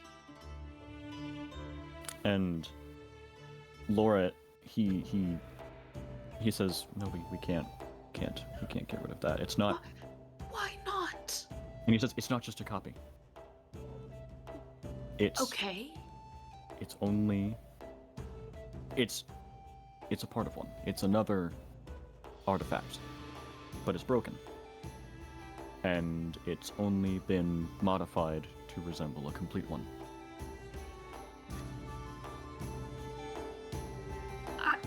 Are you saying this as, like, that's what you would say if they found it? And he says, no, that's the truth. We can't get rid of it, it's too important. Insight check. Can I insight check him? Can I see if he's telling the truth? Go ahead. Yeah, I mean, cool. Like, full transparency, he is. Like, that is what is true. Yeah, I'll be like, yeah, that sounds about right. But, yeah, I mean... 10. Yeah. Yeah, he's telling the truth. Okay, yeah, so he's being out of truthful. character. Brain is not braining. Yes, This is an artifact. So before we even got to the city, we found an ancient battlefield, and within that battlefield, we found a piece of that weapon, a piece of an art caster. Okay. And we kept that, and then once we found the full one, we used the broken one as a basis to create the forgery. Okay, so it's okay. I understand now. So the technically forgery it is one. like, yeah, like it is one. It's like half of it essentially. It's like that makes sense. It's like the front end broken off, and like it's inert. It doesn't have any power now, and that was used as like a fake back end was attached to it to make the forgery essentially. Okay, that makes more sense. Okay. Well, then that being said, we should go to the black market at some point and get you some lead. Because if they can track it, if they know that there's a piece missing, or, another piece, they will absolutely try and find it and take it from you. And he says, yes, that makes sense. Right. So what do we at do? this moment, what we're going to do is we're going to move to Rio. Rio, you have... oh my god. Will, are you there? Yep. All right, so Will, your character, Rio, he's just finished hiding the stuff that he needs to hide. And you step out of the baths. And you see one of the students stepping towards you. He says, "Oh, yes, I was told by one of the professors that I needed to take you to go get proper clothing as a student here. So I must take you now to go get a proper uniform for the school. We can't have you walking around like that and whatever you were wearing earlier. But yes, come with me. One way to get a full college degree. Just walk in. So, Rio will follow them. Yeah, and they lead you to this area within the dormitories where there's just these racks of just uniforms.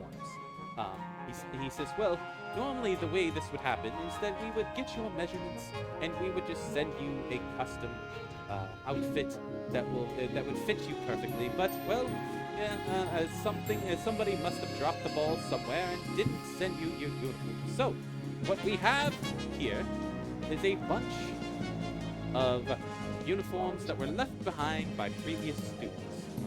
So look through these racks and find something that fits you at least approximately.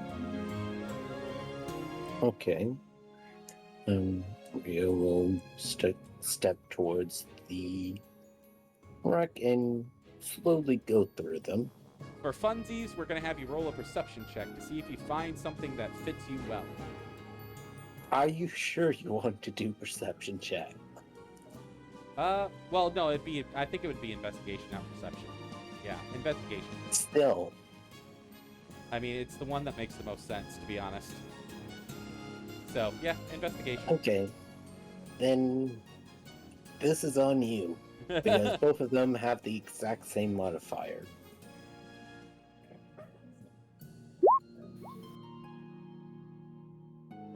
Oh man, they're still pretty good. Yeah. So, you find Not one bad. that fits you okay, but it's like a little short in the arms. Like it kind of comes up above your wrist a bit, and the pants kind of right up the crotch a little bit, and they're a little short on the ankles, but they fit. Yeah. And they're passable. They're passable, if a little bit uncomfortable.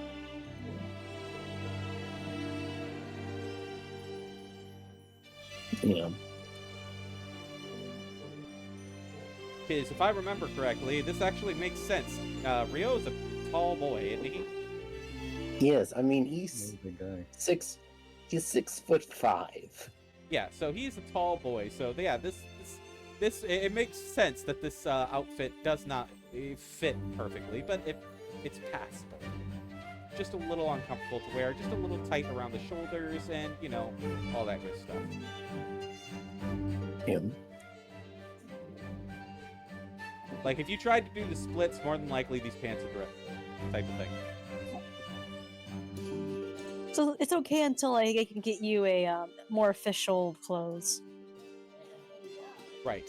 Because And so- apparently. And You which is got- actually another task that was tasked to this poor student. You see that he pulls out a measuring tape and just starts measuring you quickly. Just going around you very quickly, getting the numbers and writing them down in a small note, a little piece of parchment that he has in his hand. Just kind of very quickly measuring you. Yeah, and Rio's going to, because he gets that the student kind of got the short end of the stick, he's going to try his best to let him get the measurements without doing anything that might throw him off. Yeah, he just kind of has you stand up straight and just quickly do the measurements, and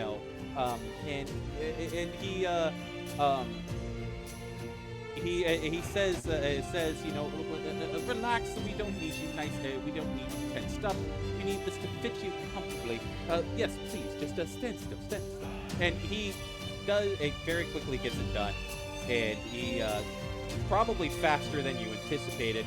Like he's done this before, and he writes down your measurements on this little piece of parchment that he has in his hand. And he said, with a little piece of charcoal that he has in his hand, he just kind of writes it down quickly. And he says, yes, thank you very much. Yes, you are free to go back to your dorm, and yes, just relax until tomorrow, because I believe that due to what happened earlier, I'm not 100% sure what happened earlier, but due to what happened earlier, I don't think we will have any more classes for today until tomorrow. So yes, enjoy your leisure time. And he heads up. Rio will make his way back towards the dormitory he was herded into. Yeah, you don't have a room either. As you are not a real student here, but what would you do knowing that you don't have a dorm room yourself, as you're not really a student here? What would you do to handle that? Okay, so I have two choices. One I could try something insane that would fit alongside Rio's fact that he's a kitsune. The other hand,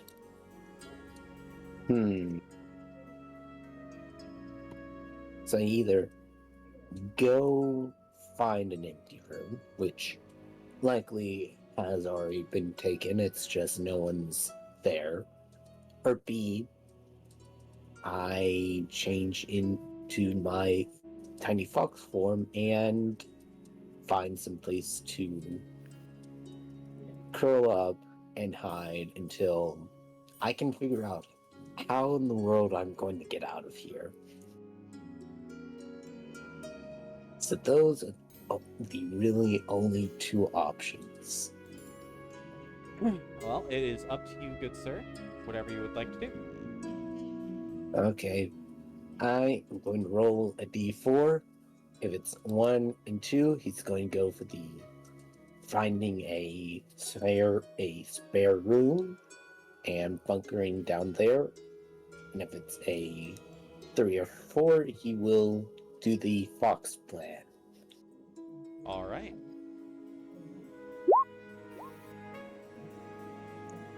Okay, he is going to have to go with the first plan.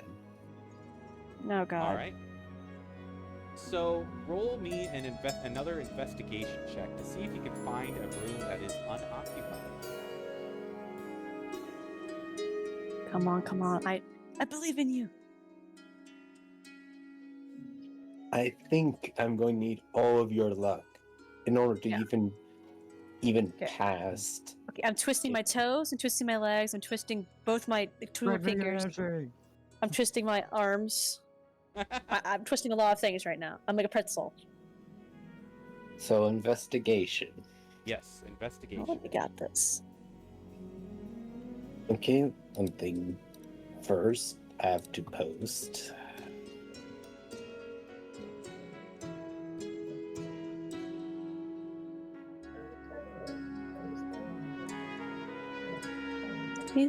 Isn't there like signs that show like that the dorms are like used? Yeah, he has to like as unsuspiciously as he can. I mean, he's still new. He can just. He's still new. He's like, yeah, I'm just new. I'm still figuring things out and whatever. Use as he is. Okay, 11. All Twisting right, 11. It takes you a while, but you gotta understand how lucky you are right now, just so I can say this. So, if you got below a 10, you would find nothing. Guys, all of our twists worked.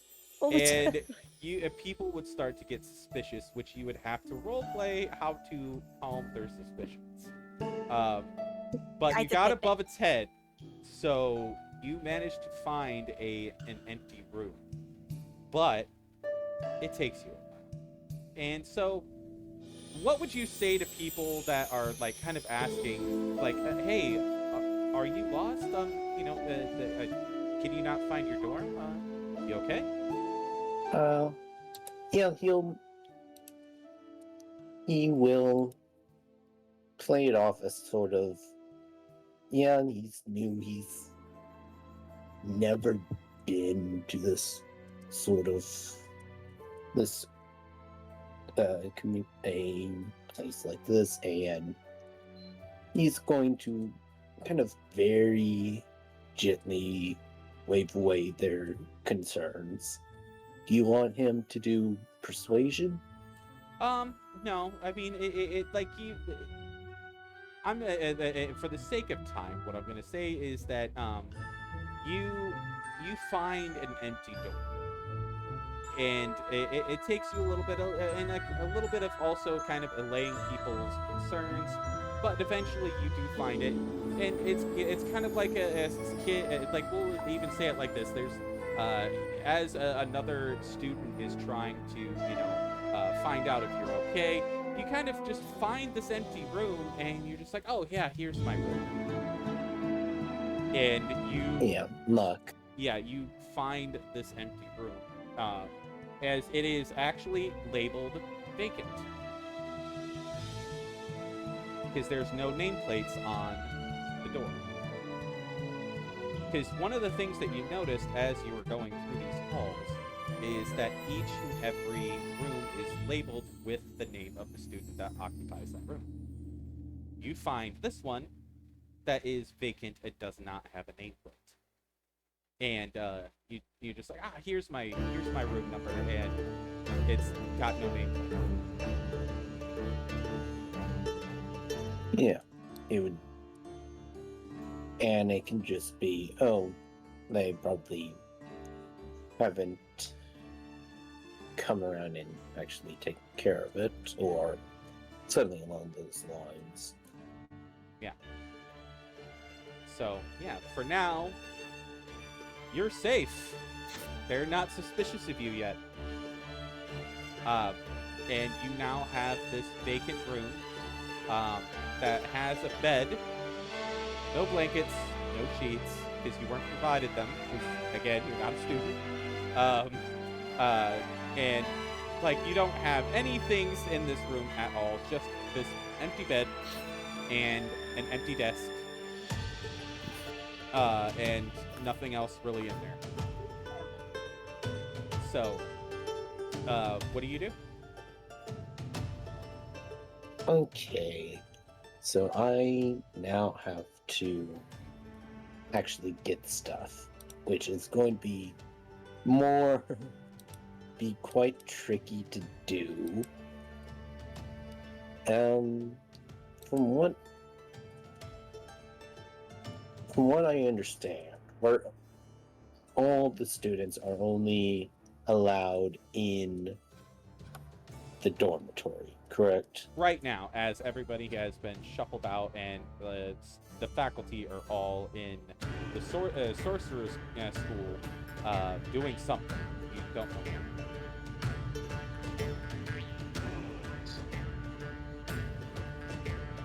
I swear to God, if Rio manages to get himself classes, a fucking nameplate, blankets, and all this other shit, and actually becomes like a legit student at this school some fucking how, I swear to God. He's just gonna leave the campaign and live the rest of his life as a student. You know what? I got. It's funny. It's this is hilarious. And that would be very hard because Rio's not. To be quite frank, he's not intelligent. He has in both intelligence and wisdom -1s. Yeah, that's why he should take the classes. Yeah, I mean, you know what? I swear. Okay, this is the way I would do it. Honestly, if you somehow manage to pull this off and become a student here, somehow, I'm gonna leave that entirely up to you. If you somehow do this, I will give you an +1 to give you an extra score to your intelligence. Oh God! Just as a Wouldn't it be reward for charisma? pulling it off. Well, Wouldn't it be charisma sorcerer school? oh yeah, true. Yeah, I will. Oh yeah, that's true. That's true. Yeah, it would be an addition to your charisma score. I feel like it is still a school though. Like you're learning. It's You can learn how to be charismatic. You know what? Fuck Yeah, it, because if understand. it would be a miracle if you pull this off. I swear, if you somehow do it, you will get a point to your intelligence and your charisma. Fuck it. That's what I'll say. If you somehow do this. Oh. This is D&D, everybody, where somehow someone gets free college. By sneaking I in. swear, this has been insane. That this has happened. You don't understand. I did not plan for this at all. I am literally doing this by the seat of my fucking pants right now. I did not plan for this at all. Yeah, and Rio didn't either because, well, I just expected you to somehow escape. I didn't expect you to stay. It's like the whole bit with the freaking teacher there at the college was just kind of like a funny joke. But now it's turned into a whole thing where you're just at this college about ready to fucking get a degree in sorcery. Like, yeah, you get a random letter saying that you want your student debt. like I did not expect you to stay, but dude, seriously, I am willing to run with this. I will plan some shit out if you actually pull this off. Okay, so... So I need books. I need other pieces of clothing other than what I already have. I need bed sheets. He's a college student now. Yeah. Never hear from him again. This is hilarious. You know what? He is going to try and do the best thing he can. And, well, he does have shape-shifting. So, he's going to, once he's decently sure no one else is around, he is going to transform into a tiny fox. Okay. And head out of his room and kind of try to see if there's any sort of like spot where old textbooks could be are sort of There kept. is a place where they keep old books that are not being used.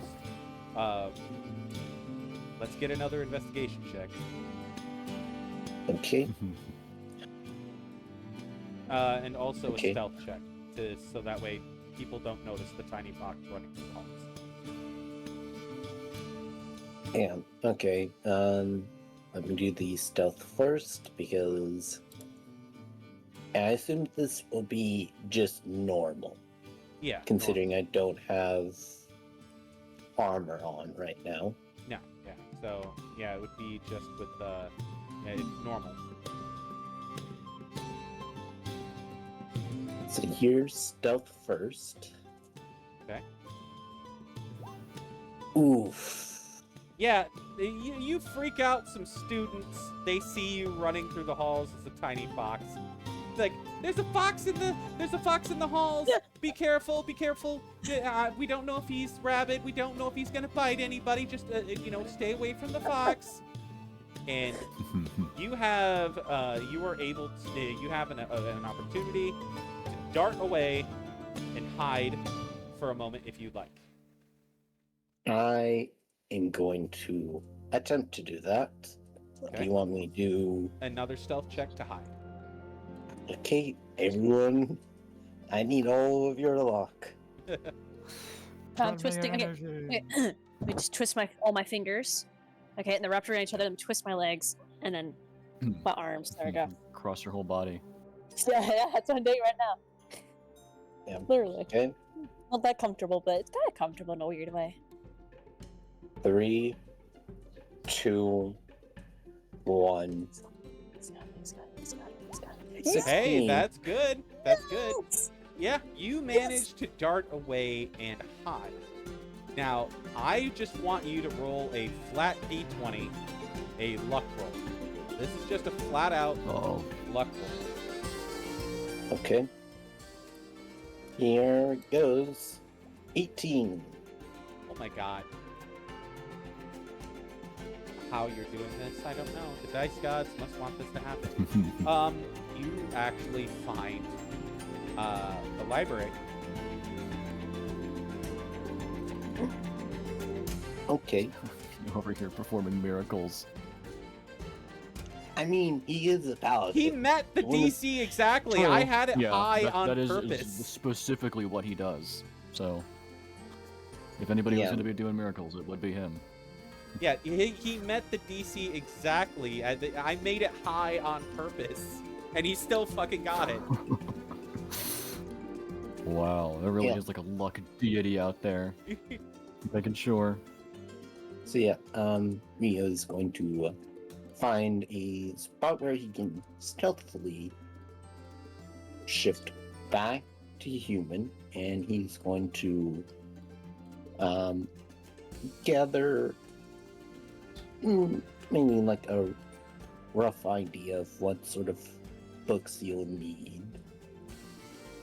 All right, yeah, you see, well, because you picked, you're already told faculty what your school was, which was the school that does that had to do with the fire magic, essentially. Evocation. Yeah, that one. You already told them that, so you probably might have to get some books on that. Right. So yeah, he's going to do that, and if anyone that saw him kind of while he was a fox tries to ask him if he's seen any, he's going to very gently kind of misdirect them into a different part of the school, like saying, I saw him, but he went down that hallway, and he's going to kind of not exactly mislead them, but he doesn't want many people to kind of put together, okay, there's a kitsune, then there was a tiny fox. Well, I will tell you that this is another reason why you're fucking lucky. There's nobody in this library right now. All the faculty, including the librarian, apparently, is not in here. Like, literally all the faculty is in the school itself.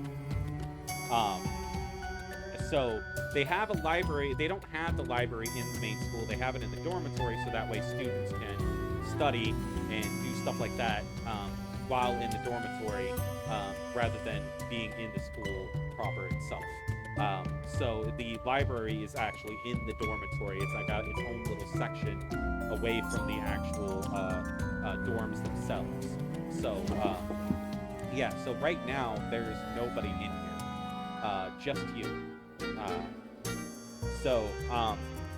Yeah, what I want is for you to do. We're gonna do this one more investigation check, and you can see if you can get all the books that you need. Okay, Everyone, I am twisting my entire body again. My pretzel. I'm gonna do everyone, do I the- need your chi. Okay. Yep, arms up like the spirit bomb. Totally. Oh. Genki Dama. Okay, You find a couple books. Yeah. It's dark. You're having a hard time finding like what you need because it is getting late. The sun's starting to go down. Huh?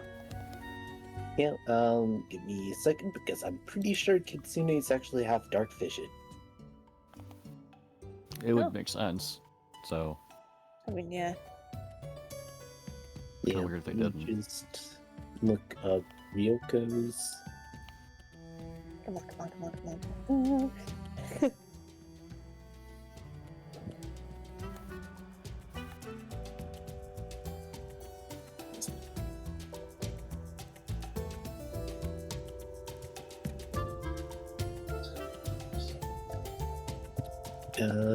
Yep. Kitsunes have 60 feet of dark vision. So, All right. Well, Guys, then fine. You know even- what? With that in mind, I'll let you do this with advantage. yes. I'm still I'll give pretzel you mode. another chance. Why not? If the dice gods say that if the dice gods speak again, then the dice gods have spoken. Okay. Okay. Pretzel mode activated. Okay. Okay. Chi gathering Yes. program actor activated. Go, come on. Oh. Exactly the same. Yeah, the dice gods have spoken.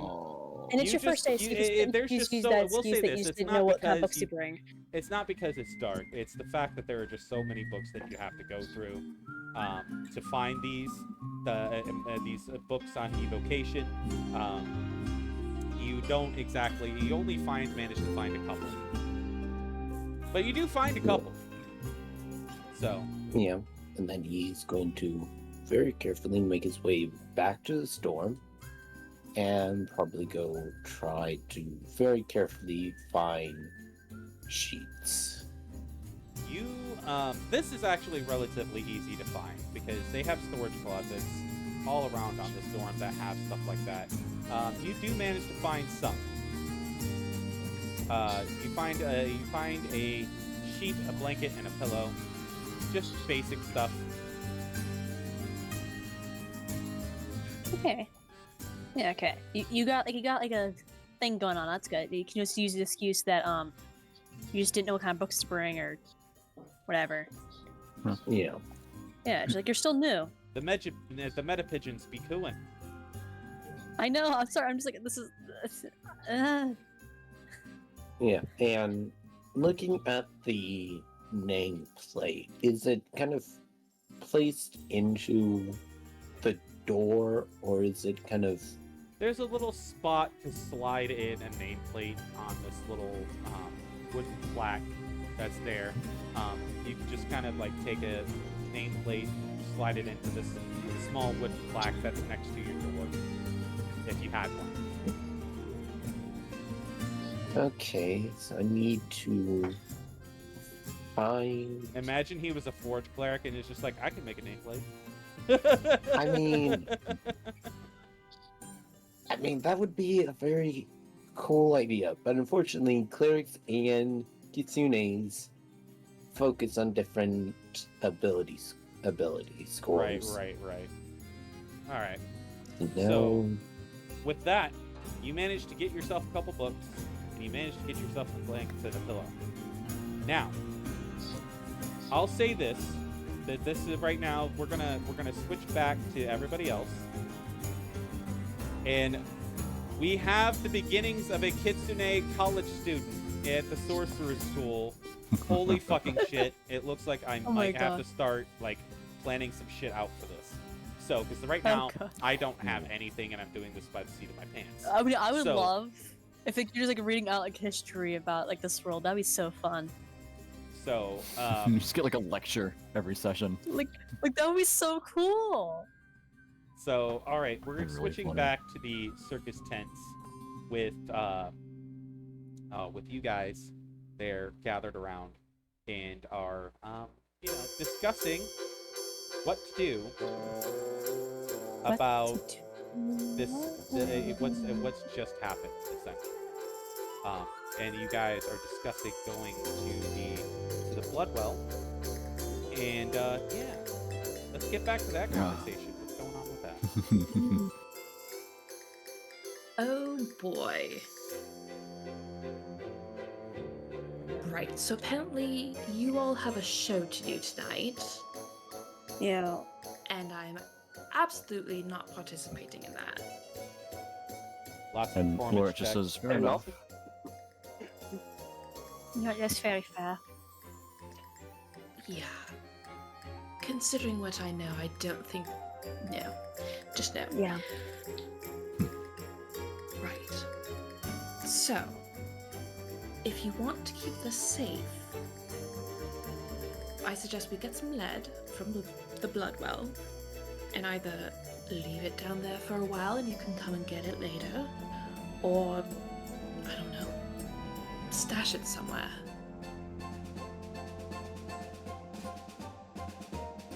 So, what's your Arcana, Laura? Oh. No, Laura, not Nutmeg. Yep. Loret? He's got a +1. Make an Arcana check. Okay. You at least know something. Damn my about character Arcana. having a 0 in all mental stats. That's a Yeah, the 15. same for me. 15. You're not 100% sure what this would entail, but you do know that to have an underground or have a black market literally right underneath the city of this mage city, with so many mages around, the kind of magic that would be required to keep this keep that hidden is insane. You can't even begin to think of how they are keeping themselves hidden right underneath the city. Yeah, I think all we can think of right now is that it couldn't possibly be the work of just one person. Yeah. Magic like that would require a lot of people. Yes. Question, I have an idea, but it's... Sorry. No, I'm done talking. I have an... I'm sorry, am I okay to speak? Yeah, you're good. Go ahead. Yeah. Yeah. I have an idea, though. I don't know if my character would think of this, because I have an idea out of game, but I don't know whether it's fair to use it in game. Yeah, if you have something like that, I would recommend putting it in table talk as a player, and not say it out loud within the session itself as a, to give it to kind of like, because your character wouldn't know. But if you have an idea as a player, you can put it in table chat. Yeah, I'll text that out. All right. So,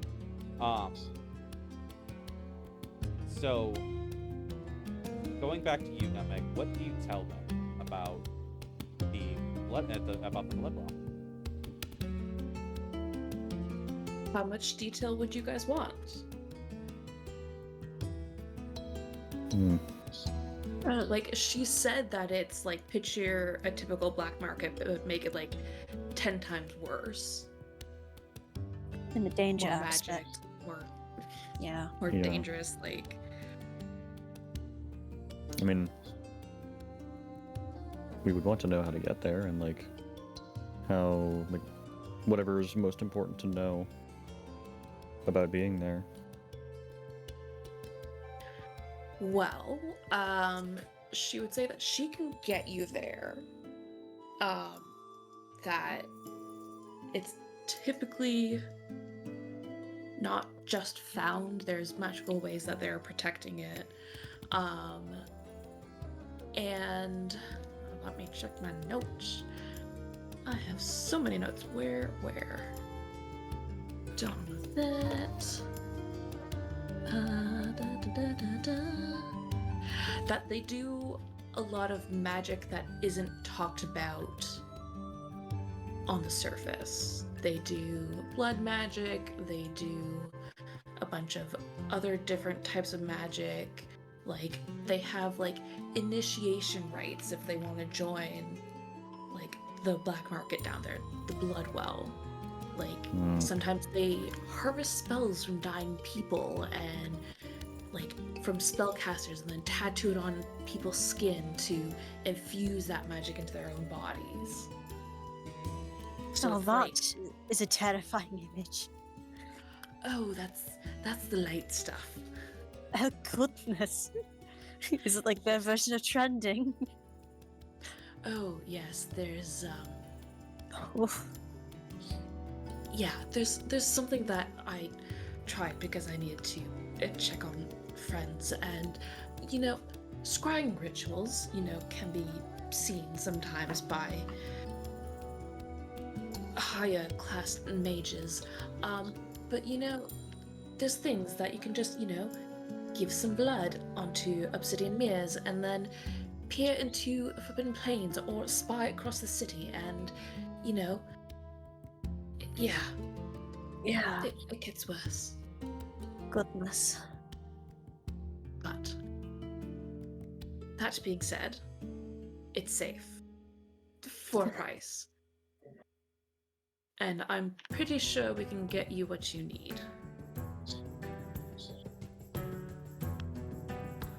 for a price. And can Nora speak up real quick? Kind of saying, if I may, the original reason we may have suggested going there was for lead. Since we don't have the item anymore, do we still need the lead? I think you do for this other half artifact. If they find a half artifact and they have the full artifact, they could potentially create a whole new artifact by studying the first. And this gives them the intricacies of what's inside without having to destroy the first. It's something That they would do. be bad. That would be very bad, considering what it is. Literally being able to have this art item and be able to cast fucking magic missile at 9th level whenever the fuck you want. Yeah, I would say. Exactly. Oh, you mean like the wand I had in the previous campaign? Oh yeah, I took that idea and I was like, I can do better. Great. So yeah. Anyway, moving on. So, do you want to take them? When do you want to take them to the blood? Probably after their show. Okay. Because it's Yeah, probably like that's a good idea. you get down here, we have a bunch of stuff to do, blah blah blah. But she says, I'll go down there and make sure A, they know about you, B, I'll try and find some lead for you, and C, I might just find some extra lodgings for you, just in case. So what I'm gonna do is the way I want to end this session is with you guys getting to the blood. So what I'm going to do is we're gonna kind of just fast forward a little bit to your guys' show. What I want is this is going to be a group performance check. Depending on how well Can you I guys use my- do as a group with your roles will depend on how good your show is tonight. So I'm gonna need everybody to Can I use my roll- strength for an act? Huh? Can I use my strength for an act? Like I'm the strong woman in the show? Yeah. Yeah, that's That's what we kind of said how you- we that's did what it we said last you were time. doing last time. Yeah. Yeah, Yeah, because when you were I'm doing Based like on your I'm doing, whatever like, your ability is. Yeah. because I'm doing like ninth place. That's like Yeah. sleight of hand. Yeah. And then Laura will just roll performance. Yeah. Because So he I'll has a roll- +7 in that. Yeah. So Oh. Nat 20. That's good. nice. Your show, your performance is immaculate, Shorty. Thank you. I've been I got- practicing. um Olaf helped with Laura that's a with his fancy 22. stuff. 22. Yeah, your performance is also immaculate. Your turn, Nora. Yeah, go on. Give me 1 sec, making sure if my No pressure. subclass does anything for it. It does not. Okay. Am I doing a saving throw or is it just a check? What I need you to roll is an athletics check. So that's based on your strength. Perfect. How'd that go? I pressed it, I think. I don't know if it went through. Yeah, it's not showing up here yet. Give me 1 second.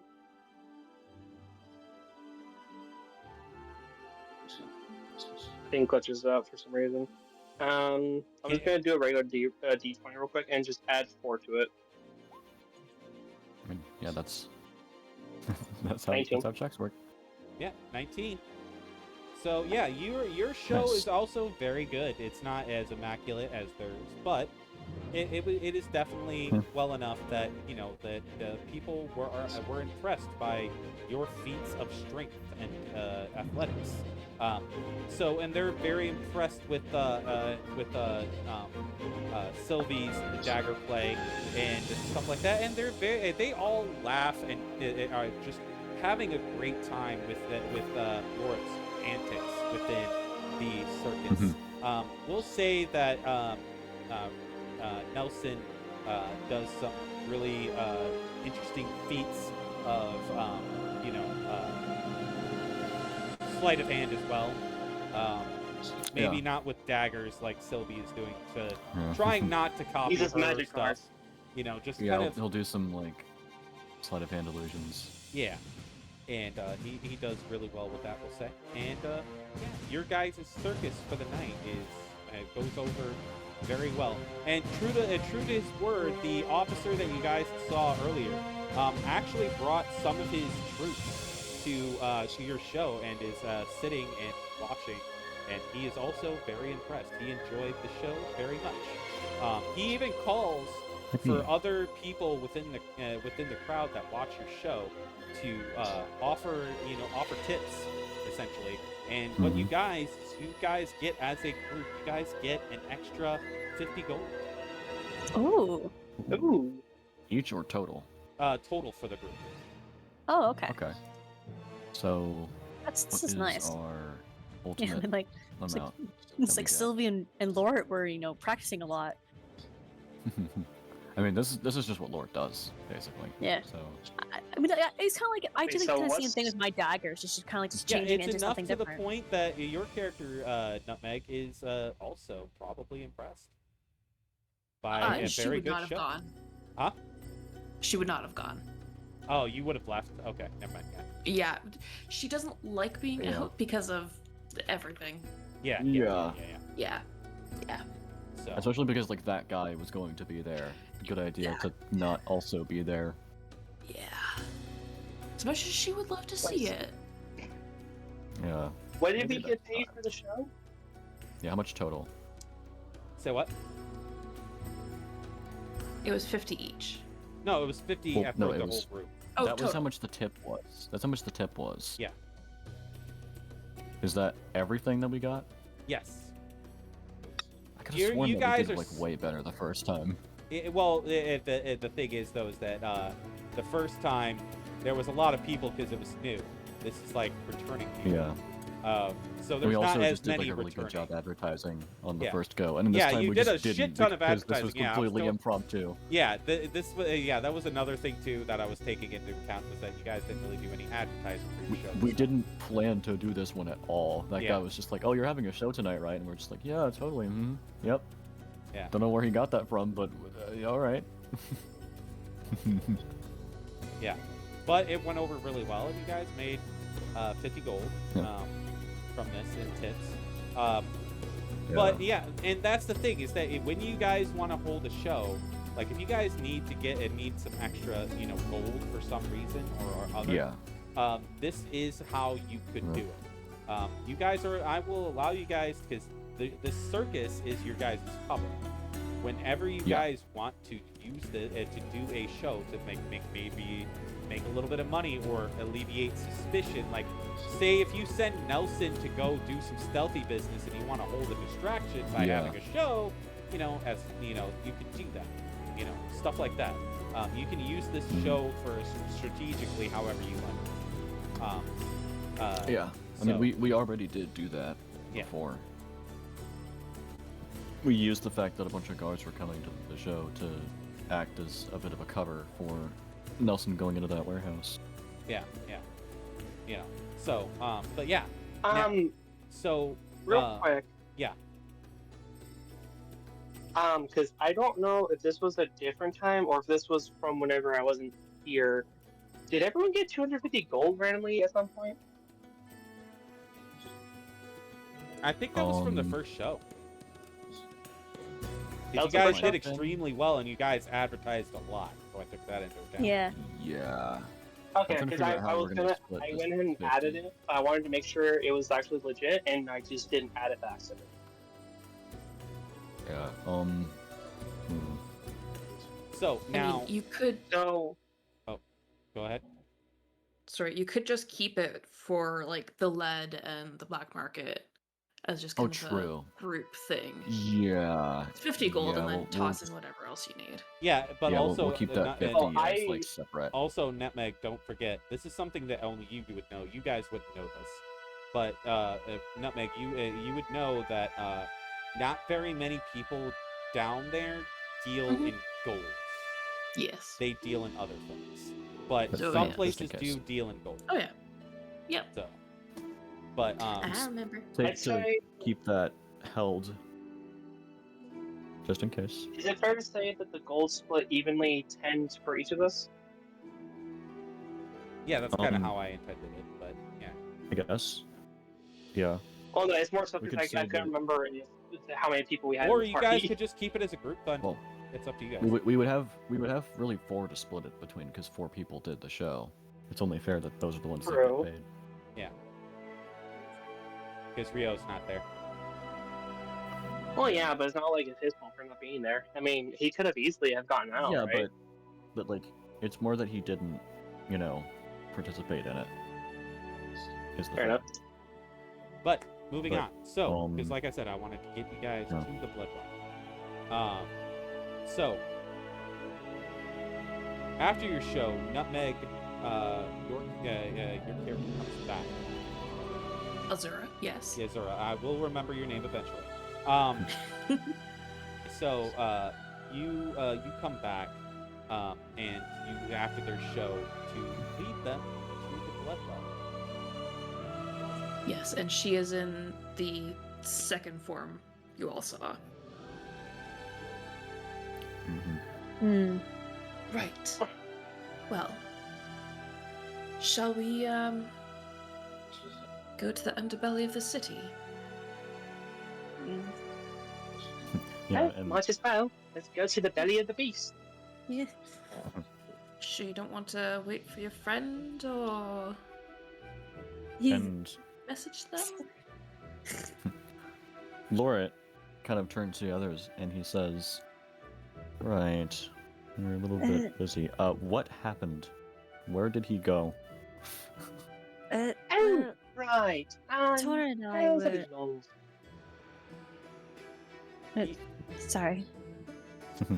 You Actually, two no, did that not probably see matches him. very well To with the be plot. fair to you guys, you guys didn't see him getting pulled off by a professor. You just saw that he was suddenly gone.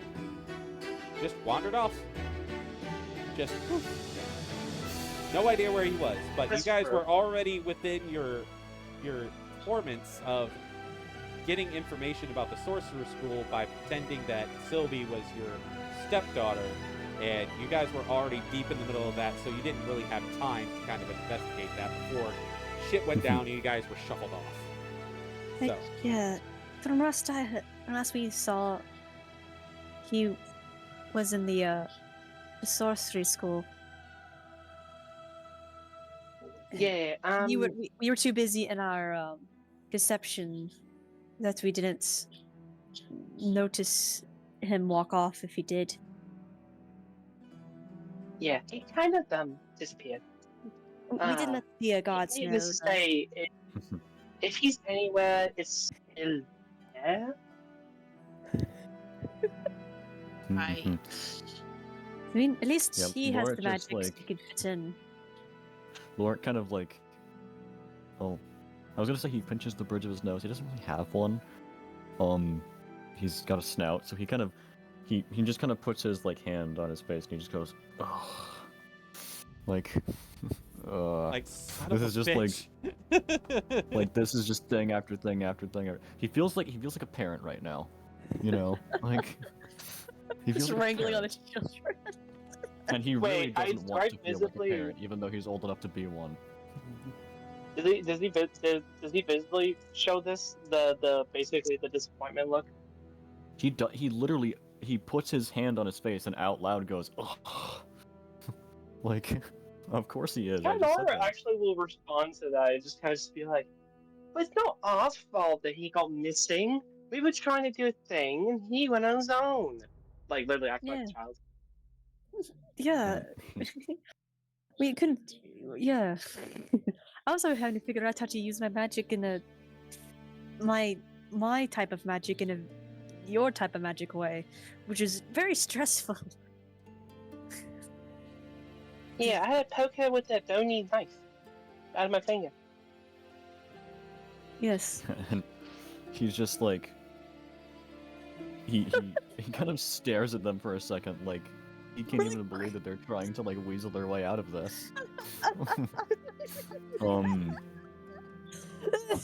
And I feel like he opens his mouth to say something, and then he's just like, no, never mind. If I said that, I would sound like your parent, and I don't want to. Okay, let's just. That would let's just go. be interesting. That Let's would just be leave. interesting. I'm not going to be your father right now. Let's just leave. Okay. I mean, Let's just go. I never really had any all parents, right. so this is fun. So Wait. Last comment. I was just say, Cat Nora, because he says that, Cat Nora would honestly just say, just like, But you know what? You'd be a better parent than my actual father. And my character kind of said like, well, I And don't have any let's parents, not this is unpack fun. that right now. That's basically his answer is like, not the time. It's like, and this is my first time having basically any type of father figure, so this is interesting. Oh my god. Parent issues. Anyway, moving on. So, yeah. So, you lead them to it's the blood well. Yes. All I right. will lead them to the blood well. So, you lead them to that same spot where you had disappeared before. Mm-hmm. Yes.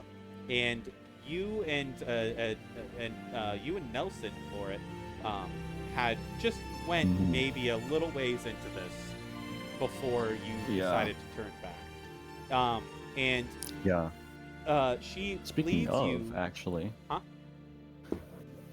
Do we pass that little bit of thieves' cant on the wall? Yes, actually. Yeah, when we get near that, Lord's going to point that out and say, well, I did see this on my way in here. Can't read it, but Oh, saw that's it. just some graffiti. No. Yeah, no, you would know what it is. Like, you don't really read thieves. Do you have thieves' cant or no? No. Okay. No. So, but you would know what it is. It's a warning for people to turn away. You know, that's about just all you know about it. Yeah, it's really just saying, "Oogie boogie, don't come here." Yeah, turn away. Yeah. And I think he just responds with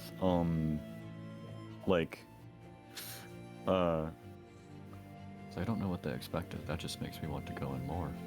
Right? Like, there's some things that just they need to get out in the sun a bit more, I think. Yeah, and he says like warnings never work. You need a demonstration. You need a good eviscerated skeleton or decapitated head to really warn people away from escaping. If Nutmeg you wasn't know- with you.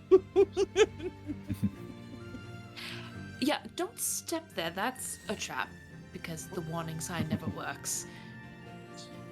She'll follow a certain footstep. Right.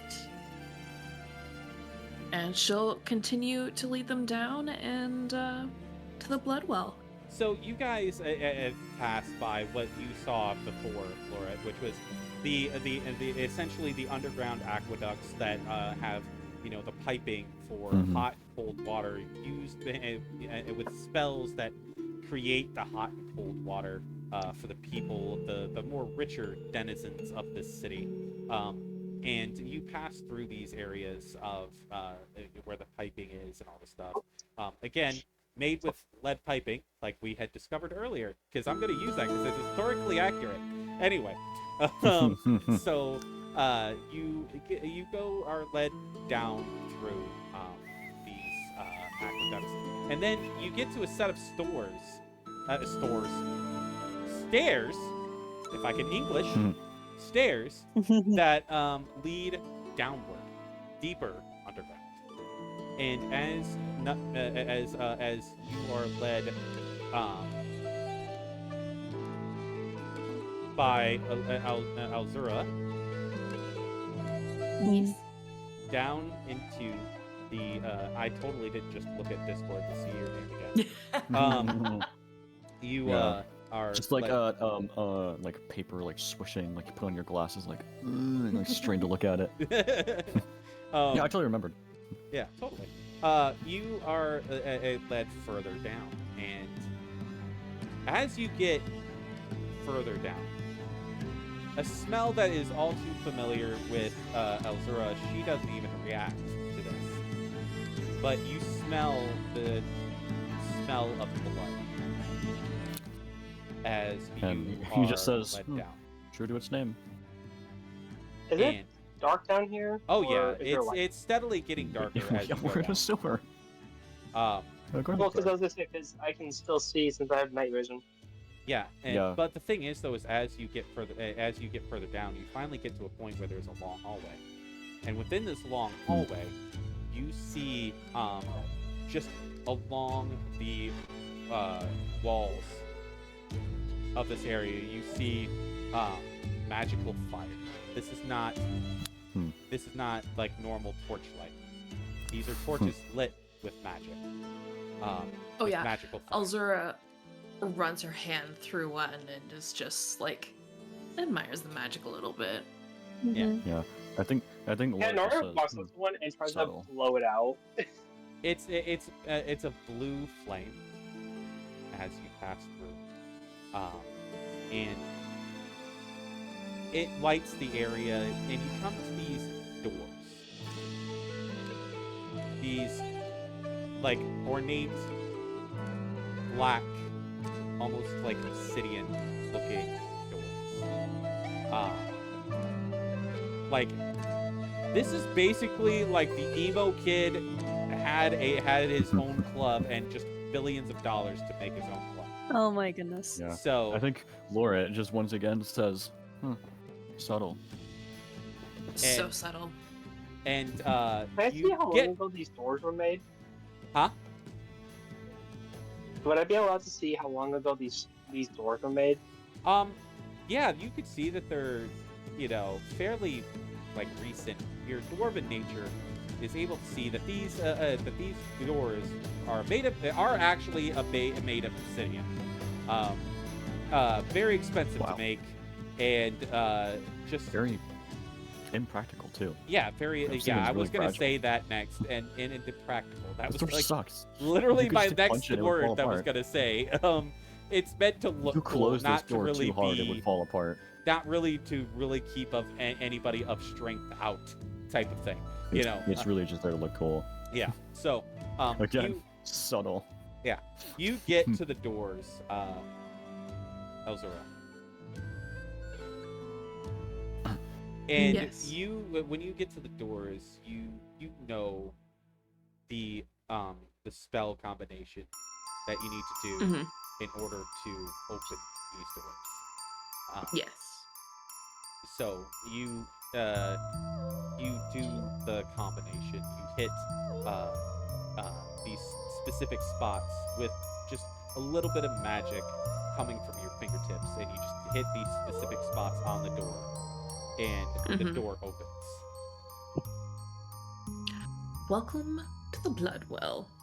And she will continue straight in.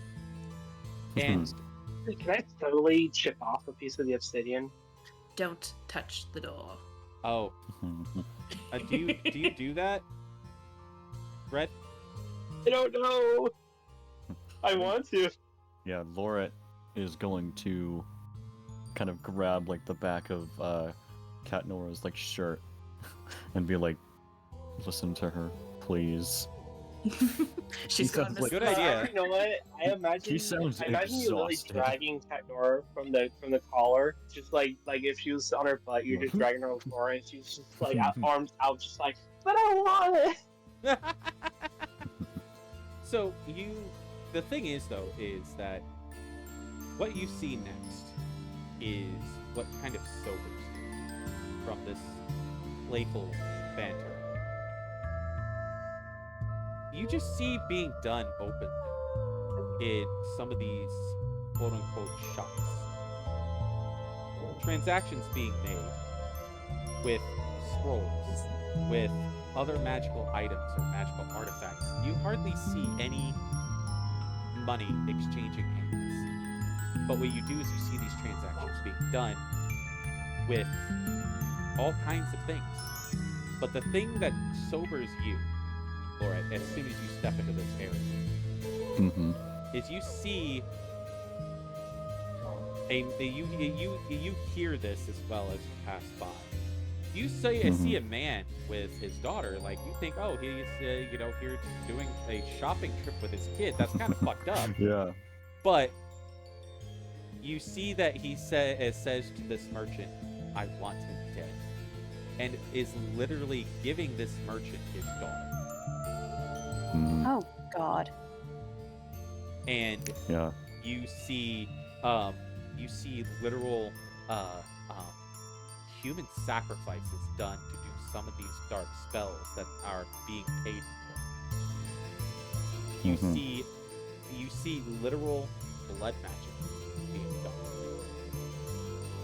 Yeah. In this area. Like, you Oh. just see all kinds of just messed up things being done. Dark magic is literally everywhere. Mm.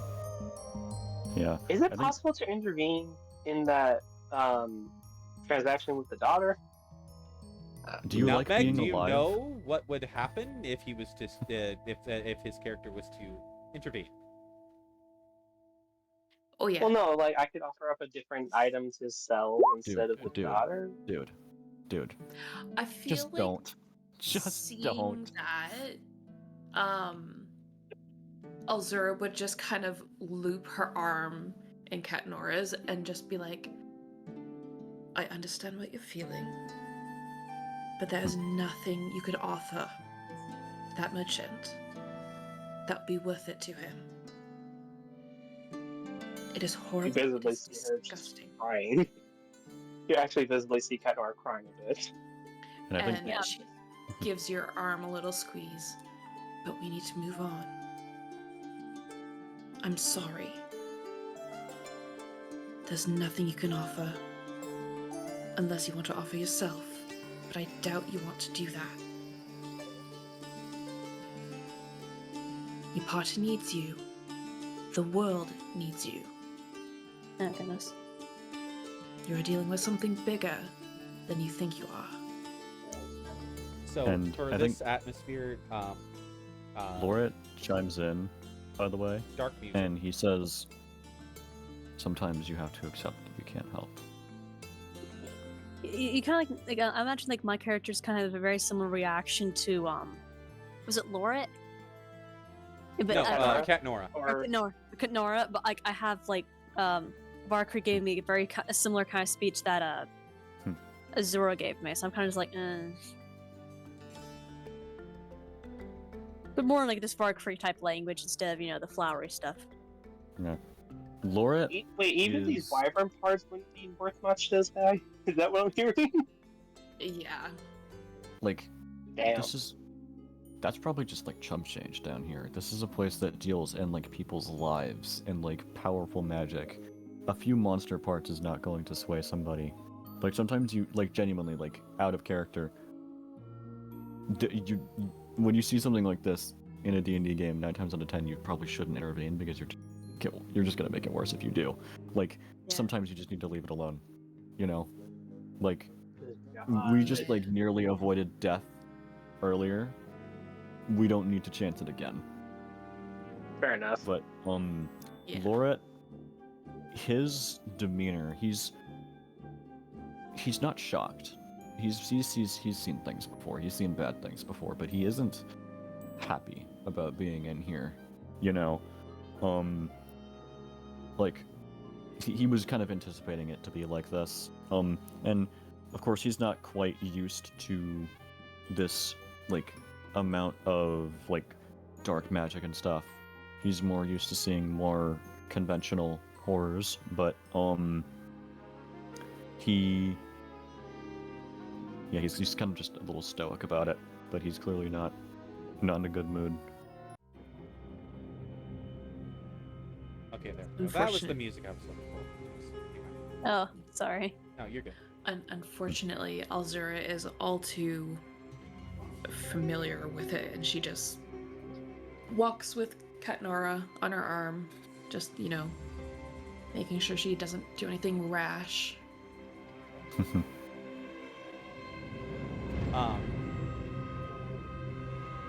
You see all kinds of rituals being done everywhere. I won't go into detail and stuff, but like you see stuff like like sex rituals being done. You see human sacrifice.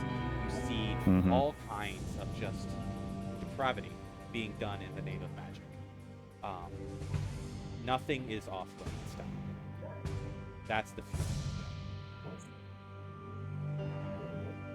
Yeah.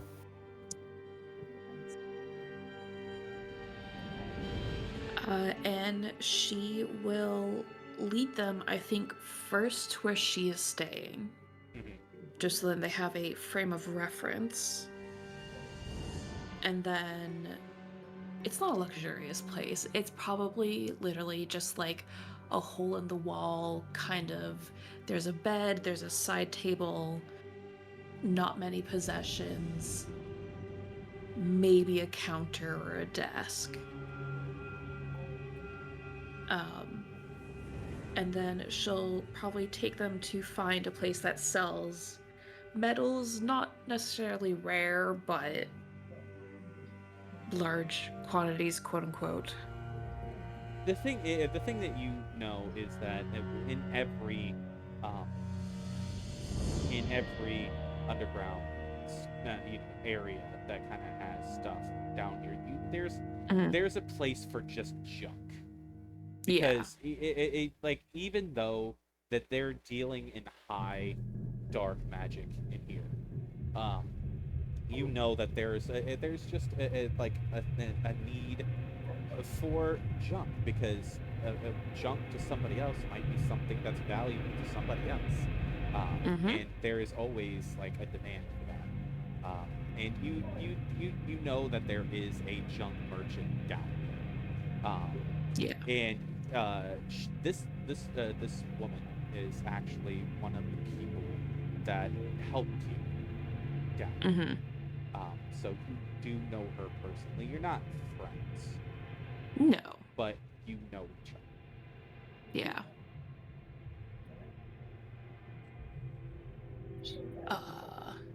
Name generator. Yeah, I'll let you pick.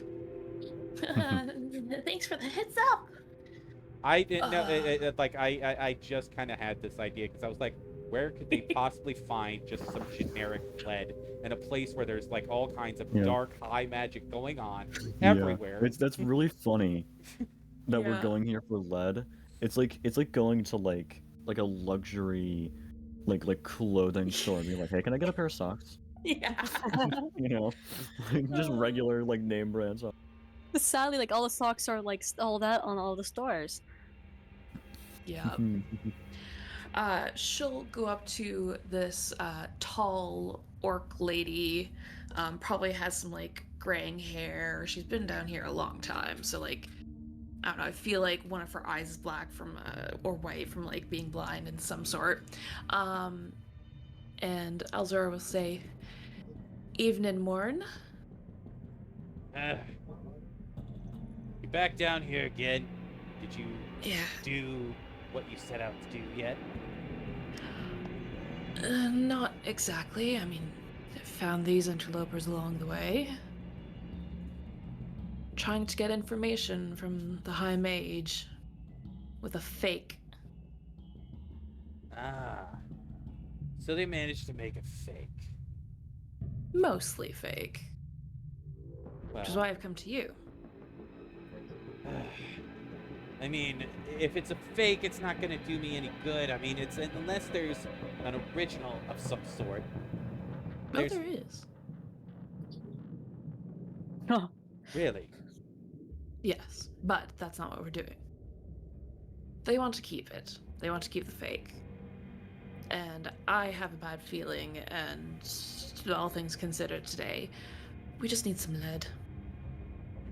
Wrap it up, seal it tight, make sure nobody can find it. What if I was to make you guys an offer? I've got some things to make you here. an offer you can't refuse. I'm going to make you an offer you cannot refuse. No, I'm joking. A battle you have no chance of winning. You're stabby with the fishes. So, what if I was to make you all an offer? You know, maybe let me have this fake, and I give you guys something in exchange, huh? She looks at the group like, it's not my job. I've just introduced you guys, so I'm out here. And Laura just says that's out of the question. Well, can't blame a girl for trying. So you just need some lead, huh? Yeah, he says, preferably a sheet. All right. Well, let me see what I can find.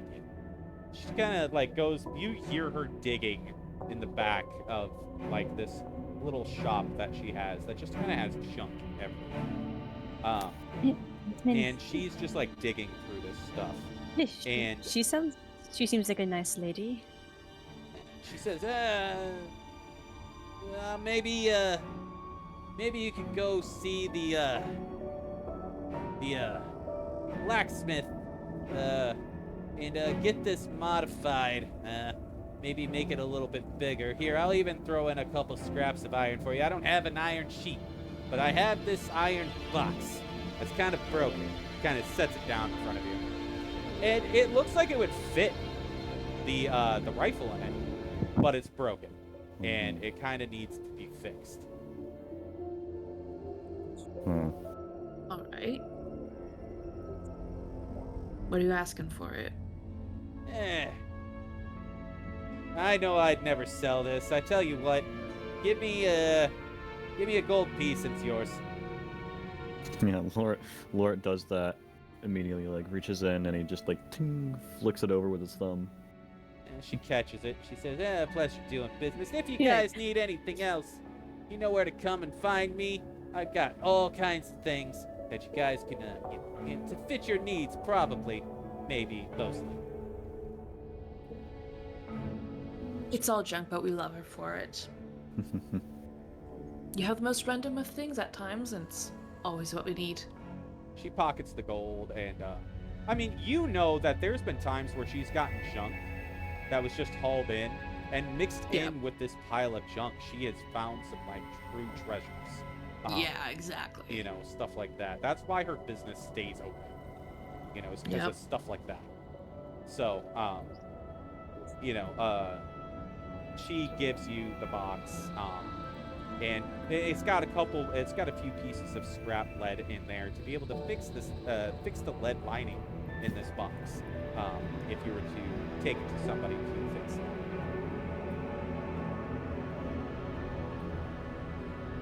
Well, looks like we got you your box. Morn. Yeah. Do you have a contact in the sorcerer's school? She kind of like looks around for a moment. She says, "Maybe. Does this have to do with what you're trying to do?" No. Sort of. I mean, they lost a party member. Ah, got lost in the sorcerer's school, huh? Well, have to hope that he's not dead. They don't exactly like intruders. Yeah. Well, that being said, I could possibly do this for you. They bring me some good stuff to sell in my shop sometimes. They find discarded things within the school, which is nice. So, I tell you what, I can help you out. I can pass along the information, but you owe me a favor. Yeah. Just send along a message. All right. Let me get here. She she kind of wipes off her greasy hands because she's been digging through this stuff to find the box that she wanted, and she pulls out a kind of messy piece of parchment and a little piece of charcoal, and sets it down on the table and says, "Write down his description. I'll make sure it gets passed along."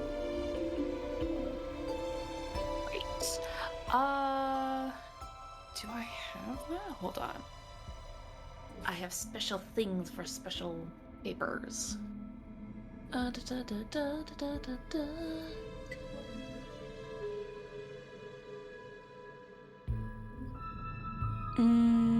Nope. She'll hand the paper over to the party and be like, "Y'all write your message."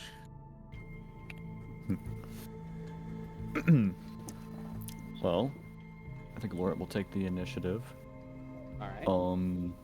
And he's just essentially going. He's gonna write something to the effect of, "Rio, quit fucking around, please. Like, just whatever you're doing, please wrap it up and get back to us. It's urgent. We kind of need that. That's the gist of it." All right. We miss you. She takes the message. Says, "All right, make sure I pass it along." I'll be calling on you sometime in the future for that favor, huh? Yes, I know. All right, get out of here. Cramping my business. We're attracting more business to your place. But she turns around. She does as she normally does, because she knows how you could be. Like, she's not exactly your friend, but she also wants to keep you around because you bring business.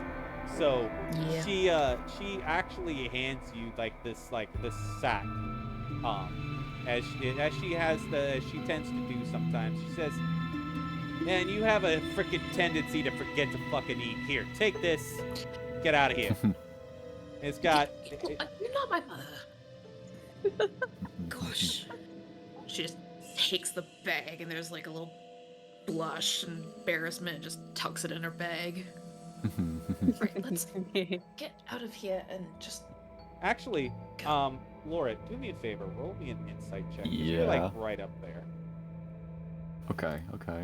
I'll do that. This is very hilarious. Yeah, that's an 8. You kind of I'll say this much. With an 8, what you do see is that you kind of, looking at this older orc woman, you kind of get this feeling that there's a little bit of a motherly instinct there. Yeah. She doesn't see her as her daughter or anything. Nothing deep like that. It's just more of a motherly instinct, kind of fucking kid, eat, type of thing. Yeah.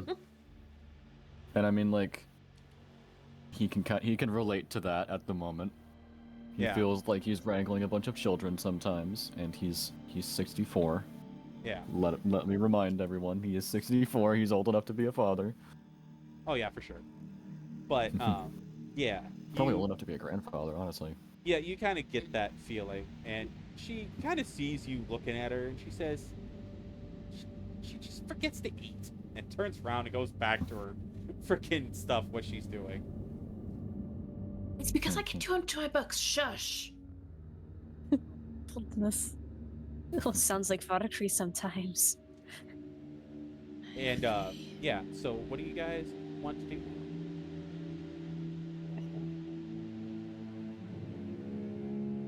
I mean, get out of this area, I guess. So. I mean, you did say that we were gonna end once we got here. Well, there's this last little piece. Okay.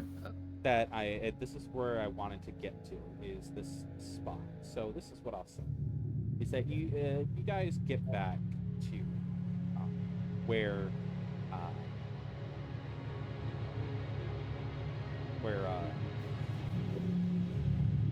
Elzura? Thank you. I was actually pulling up Discord as we speak to look at your name again. Write it on a sticky note. I know, right? Okay. Where Elzura lives. And you get there, and you when you get there with the party, Nutmeg, what is Elzura doing?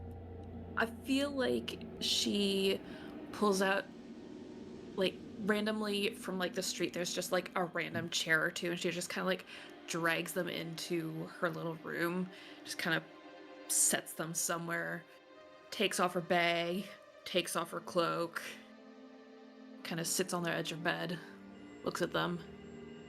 Make yourself comfy. It's not much, but it's a place.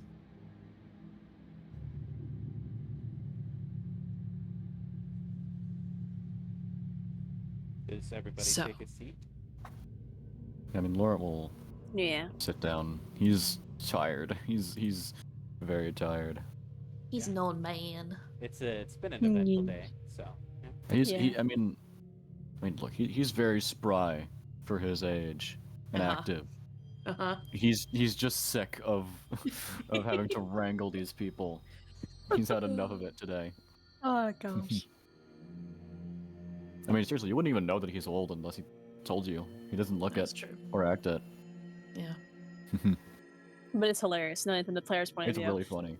Yeah. It's also really funny that he's like that old, but he's also like 3'4". He's tiny. Exactly. He's just like a little guy. So, what is Eldora wanting to say? Well, what information do you want? Earthquakes? What the Archmage is doing? And I think Loret, he ponders for a moment, and then he says, "We need to know the most protected secrets. Whatever is meant to be kept away." Uh-huh.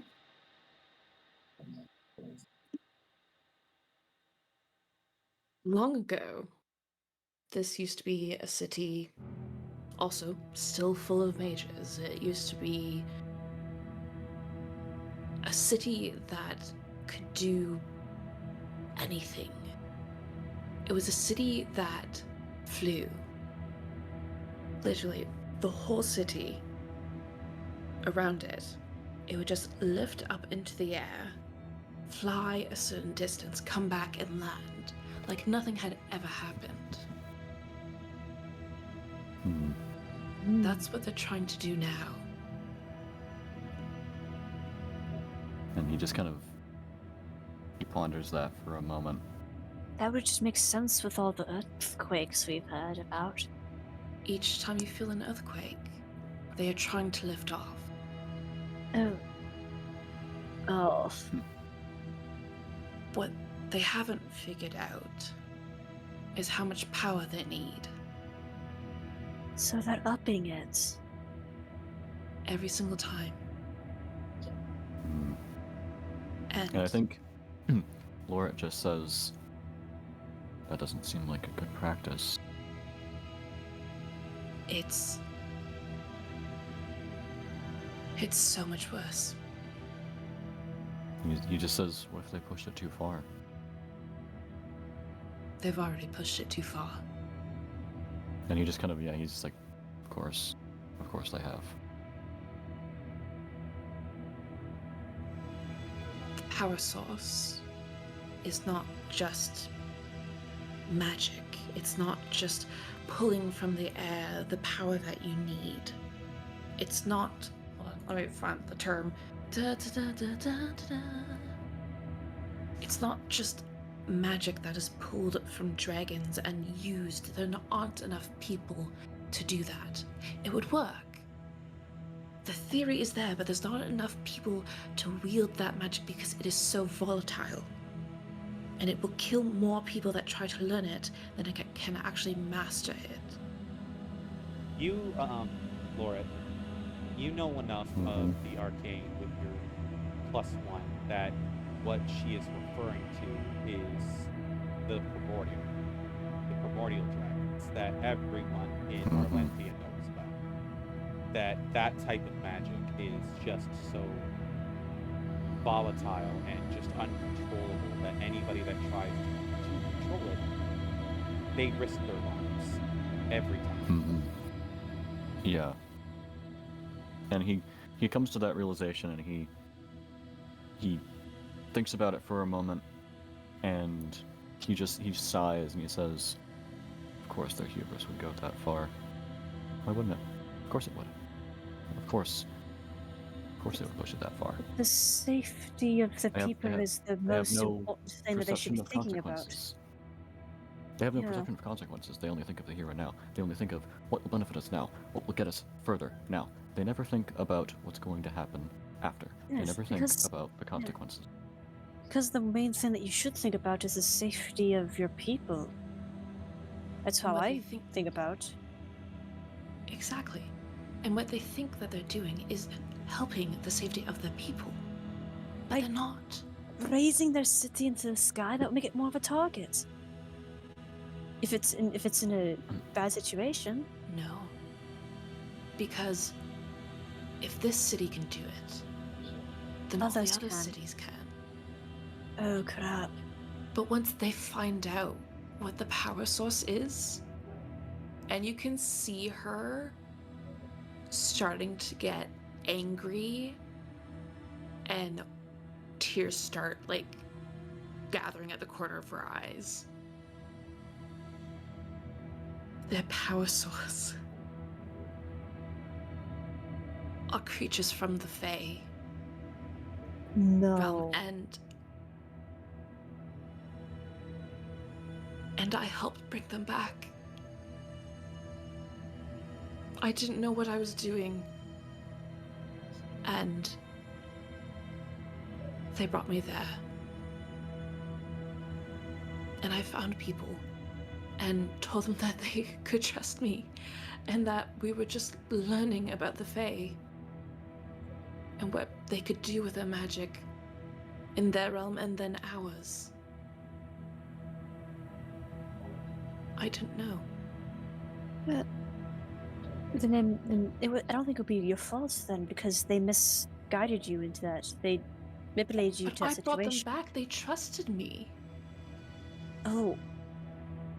I think Laura decides to chime in and just change the subject just a little bit, and say,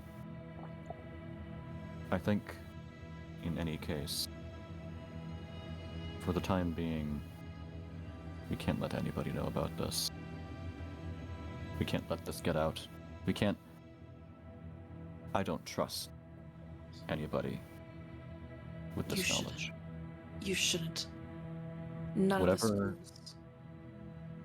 Whatever we uncover here, we need to stop it.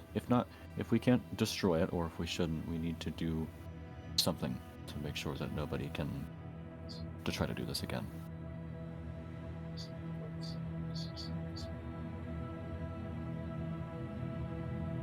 All the schools are doing something.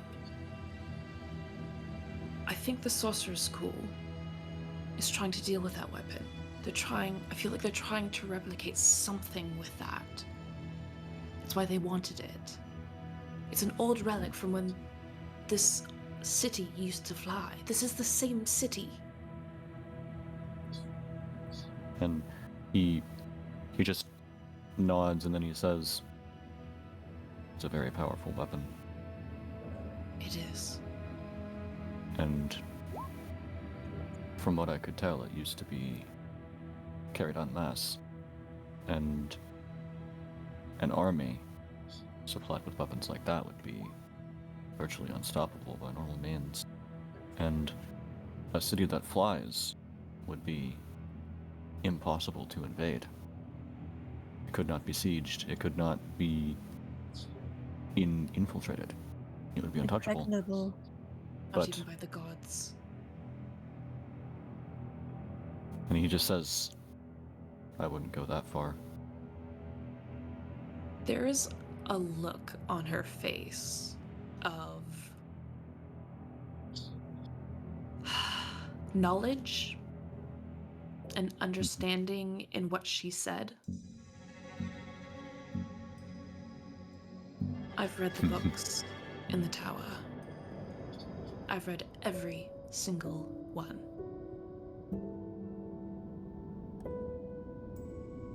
I was selected by the High Mage himself. He kept me under his wing. He taught me things that weren't taught to other students. That's why he brought me and trusted me with this information. Nobody knows about this except for the select few. Yes, the mages, we all go to the school, we end up learning there, and you can see that there's something that she wants to say, but she can't. Mm-hmm. And go ahead. Yeah, no, you should continue. and she just kind of like fumbles and just is like angry that she can't speak. I think Laura, he's giving this a lot of thought, just thinking about this whole situation. And he says, well, to be frank, I don't care how high these mages hold themselves to be. I don't care how deep their hubris goes. We need to stop this. We have to. And he continues, and he kind of lowers his head a little bit, and he says, by any means necessary. Even if it costs our own lives, I think, to do this. This would be... The effects that this would have are incomprehensible. So, real quick, this would definitely bring something to Lauren's attention. Mm-hmm. What the implications are of what Alzura said. Mm-hmm. Exactly what they use as the power source for trying to get the city to fly. Mm-hmm. And it reminds you of a specific party member who's not with you right now. And the kind of danger he's in now, knowing this. Rio, I will say this. They don't know that you're Fae. You have kept your kitsune nature hidden up until now. Oh. Do you see now why I said if you were able to pull this off as being a college student, staying hidden, as very, very impressive? That's why. Yeah.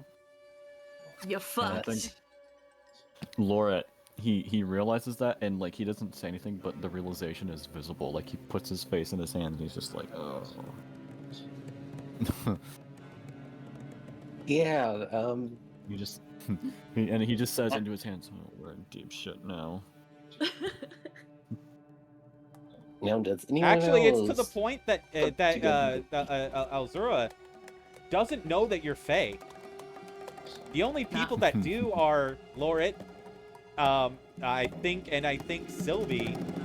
No. No. Well, no, I guess I can sense it. Yeah, because you could sense Fae, Fiend, and Undead, so you would know. Mm-hmm.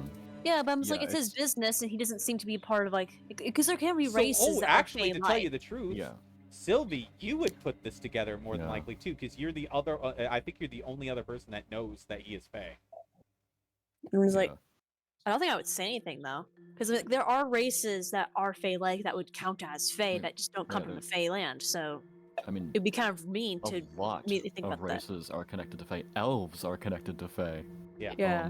But in a weaker sense, they're not as Hexbloods strong in the Fae area. So could there be just a race that's a little stronger in the Fae area that's just not part of the part of the Fae, but could still be counted as that. So I'm just like, So I could be a little like I'll take that into account, but it could be like just a little maybe. But yeah, and even without that knowledge, it's still like it's much worse that Rio is stuck there now that we know this, you know. Yeah. Because who knows what could happen. And with that, that's where I'll close the session. On a big reveal, like I wanted to. Yay. Nutmeg, you have been amazing. And I love you so much for it. This has been great. I am so happy that I included you now. So there's so much more, you guys. Yeah. So yeah, there's a lot. So I put a lot of work into this this campaign. There's an alarm going off. What's the alarm? I have a little bit of out of character knowledge to chime in with. Something that Laura would have no idea about, but something that a previous character knew about. Oh yeah. Yeah, Remember when we definitely found that Will. painting? The freaking siren is sounding for your character right now. Danger, Will Robinson. Danger. Anyway, go ahead. Go Yeah, ahead. remember when we found that painting? No. Totally. Well, yeah, it was in the last campaign. Yeah, we found a painting that depicted a flying city. So, you know, just this is a precedent. I heard flying city and I was like, wait a minute. Wait Yeah, a minute. I hinted at this before. Yes. Yeah, wait a minute. So, but yeah. Yeah, speaking of things from prior campaigns, when I heard like the build up of like like no amount of people could handle this magic, I was like Yeah. When we deal with powerful magic in this world, there's one particular entity that I hope doesn't get involved. Ah, you don't know. Oh, you'll see. But anyway, moving on. So yeah, I put a lot more work into this campaign because the first campaign kind of fizzled out really badly, and I really wanted to make this one good. I wouldn't say that it fizzled out. It really did just like yeah. It came to a halt because Yeah. we just lost like basically all the players at once. Yeah, exactly. So, so I wanted to make sure that I put this one together more, and make it better and make it more interesting and make sure as many of the players as possible get engaged. So, let me ask both my previous players real quick, before we end, how much better is this campaign to the first one, do you think? On a scale of 1 to 10, I would say it's quite substantially better. Part of it is that my character is just better. Yeah. Like I have a more well-written character. But we Bittergrip all was fun, love but he Bittergrip, wasn't. though. Everybody loves Bittergrip. He just really sucked as a character to roleplay as because Yeah, everything yeah. about him made him just like not engage in Yeah, anything. Yeah. So he just like never did anything. Yeah, that was the unfortunate part of it. And Lord is a lot more everything. He's a lot more talkative and forward and assertive and takes the initiative and is more mature and like everything. So he like, he's just a lot easier to roleplay as and to engage in things. He has like a personality that actually suits D&D. Yeah. Where he's inquisitive. So, well, what about you, Red? What do you think? Are you still here, Red? He's muted. Been muted. Oh. Yeah. Somebody He's ping talking him! in like the other Somebody ping him! chats. He's talking in the other chats. He's been pinging everyone with like every single message. I'm surprised you haven't been saying it. No, yeah, because I have pings muted for frickin'. Yeah, we actually haven't had combat in a while. Now that I think about it, I just like forgot about that. But it's still fun without combat. That's not entirely what I come to D&D for. Okay, I mostly so do it I'll for the read roleplay. what Red has here. He said, I do miss some fighting slightly, but the story has been very cool. I'm just a little bit like bugged not of anything you did, Dragon, but because I have a different character I made that would do so well for this campaign, but I used the one because I was just making something random. Oh yeah, your characters from the first campaign were just kind of random. Yeah, that is true. I kind of feel kind of the same way. Yeah. But also, I think that it's more interesting to play it with characters that aren't suited to it. Yeah. I think it's more interesting that we're just a band of random freaks who really aren't suited for this job. I think that's way more fun than all of us being specialized for the kind of campaign that this is. Yeah. Yeah, I mean, there's would be not kinda as much boring. fighting because, like, right now you guys are in the essentially the investigation stage. And also, there really isn't a lot of reason or opportunity for us to be fighting here anyway. Yeah. Yeah. I mean, because like right now, that's what you guys are in the investigation stage of this.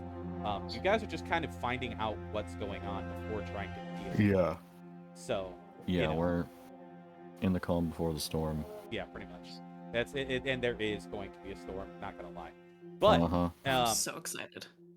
But anyway, So yeah, we're gonna go ahead and end the stream today. Thank you guys so much for watching. Those who stuck around, let me go ahead and get ready to read out. I'm gonna head off here. Yes, I'm also going to do that. All right. Yes. Tis Say late. goodbye to the chat, everybody. Yeah. Bye. Yeah. Bye. Bye. See y'all later. Yeah. See ya. All right, so I'm gonna find somebody to raid. See who's streaming at this point in time.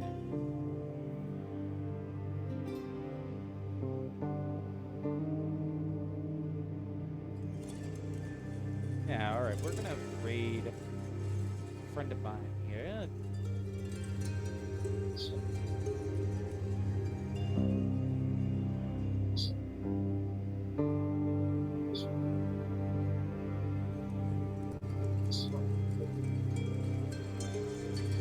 We're gonna raid out on Rumble first. Alright, here we go.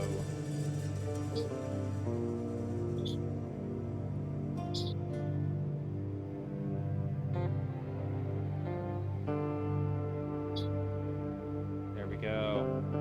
Alright, Rumble, we'll see you guys later. We're raiding out with you guys first. Here we go.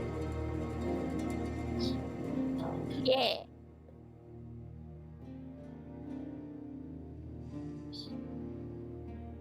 Alright, there we go. Rated out on Rumble. Alright, let's do Twitch Nice. next.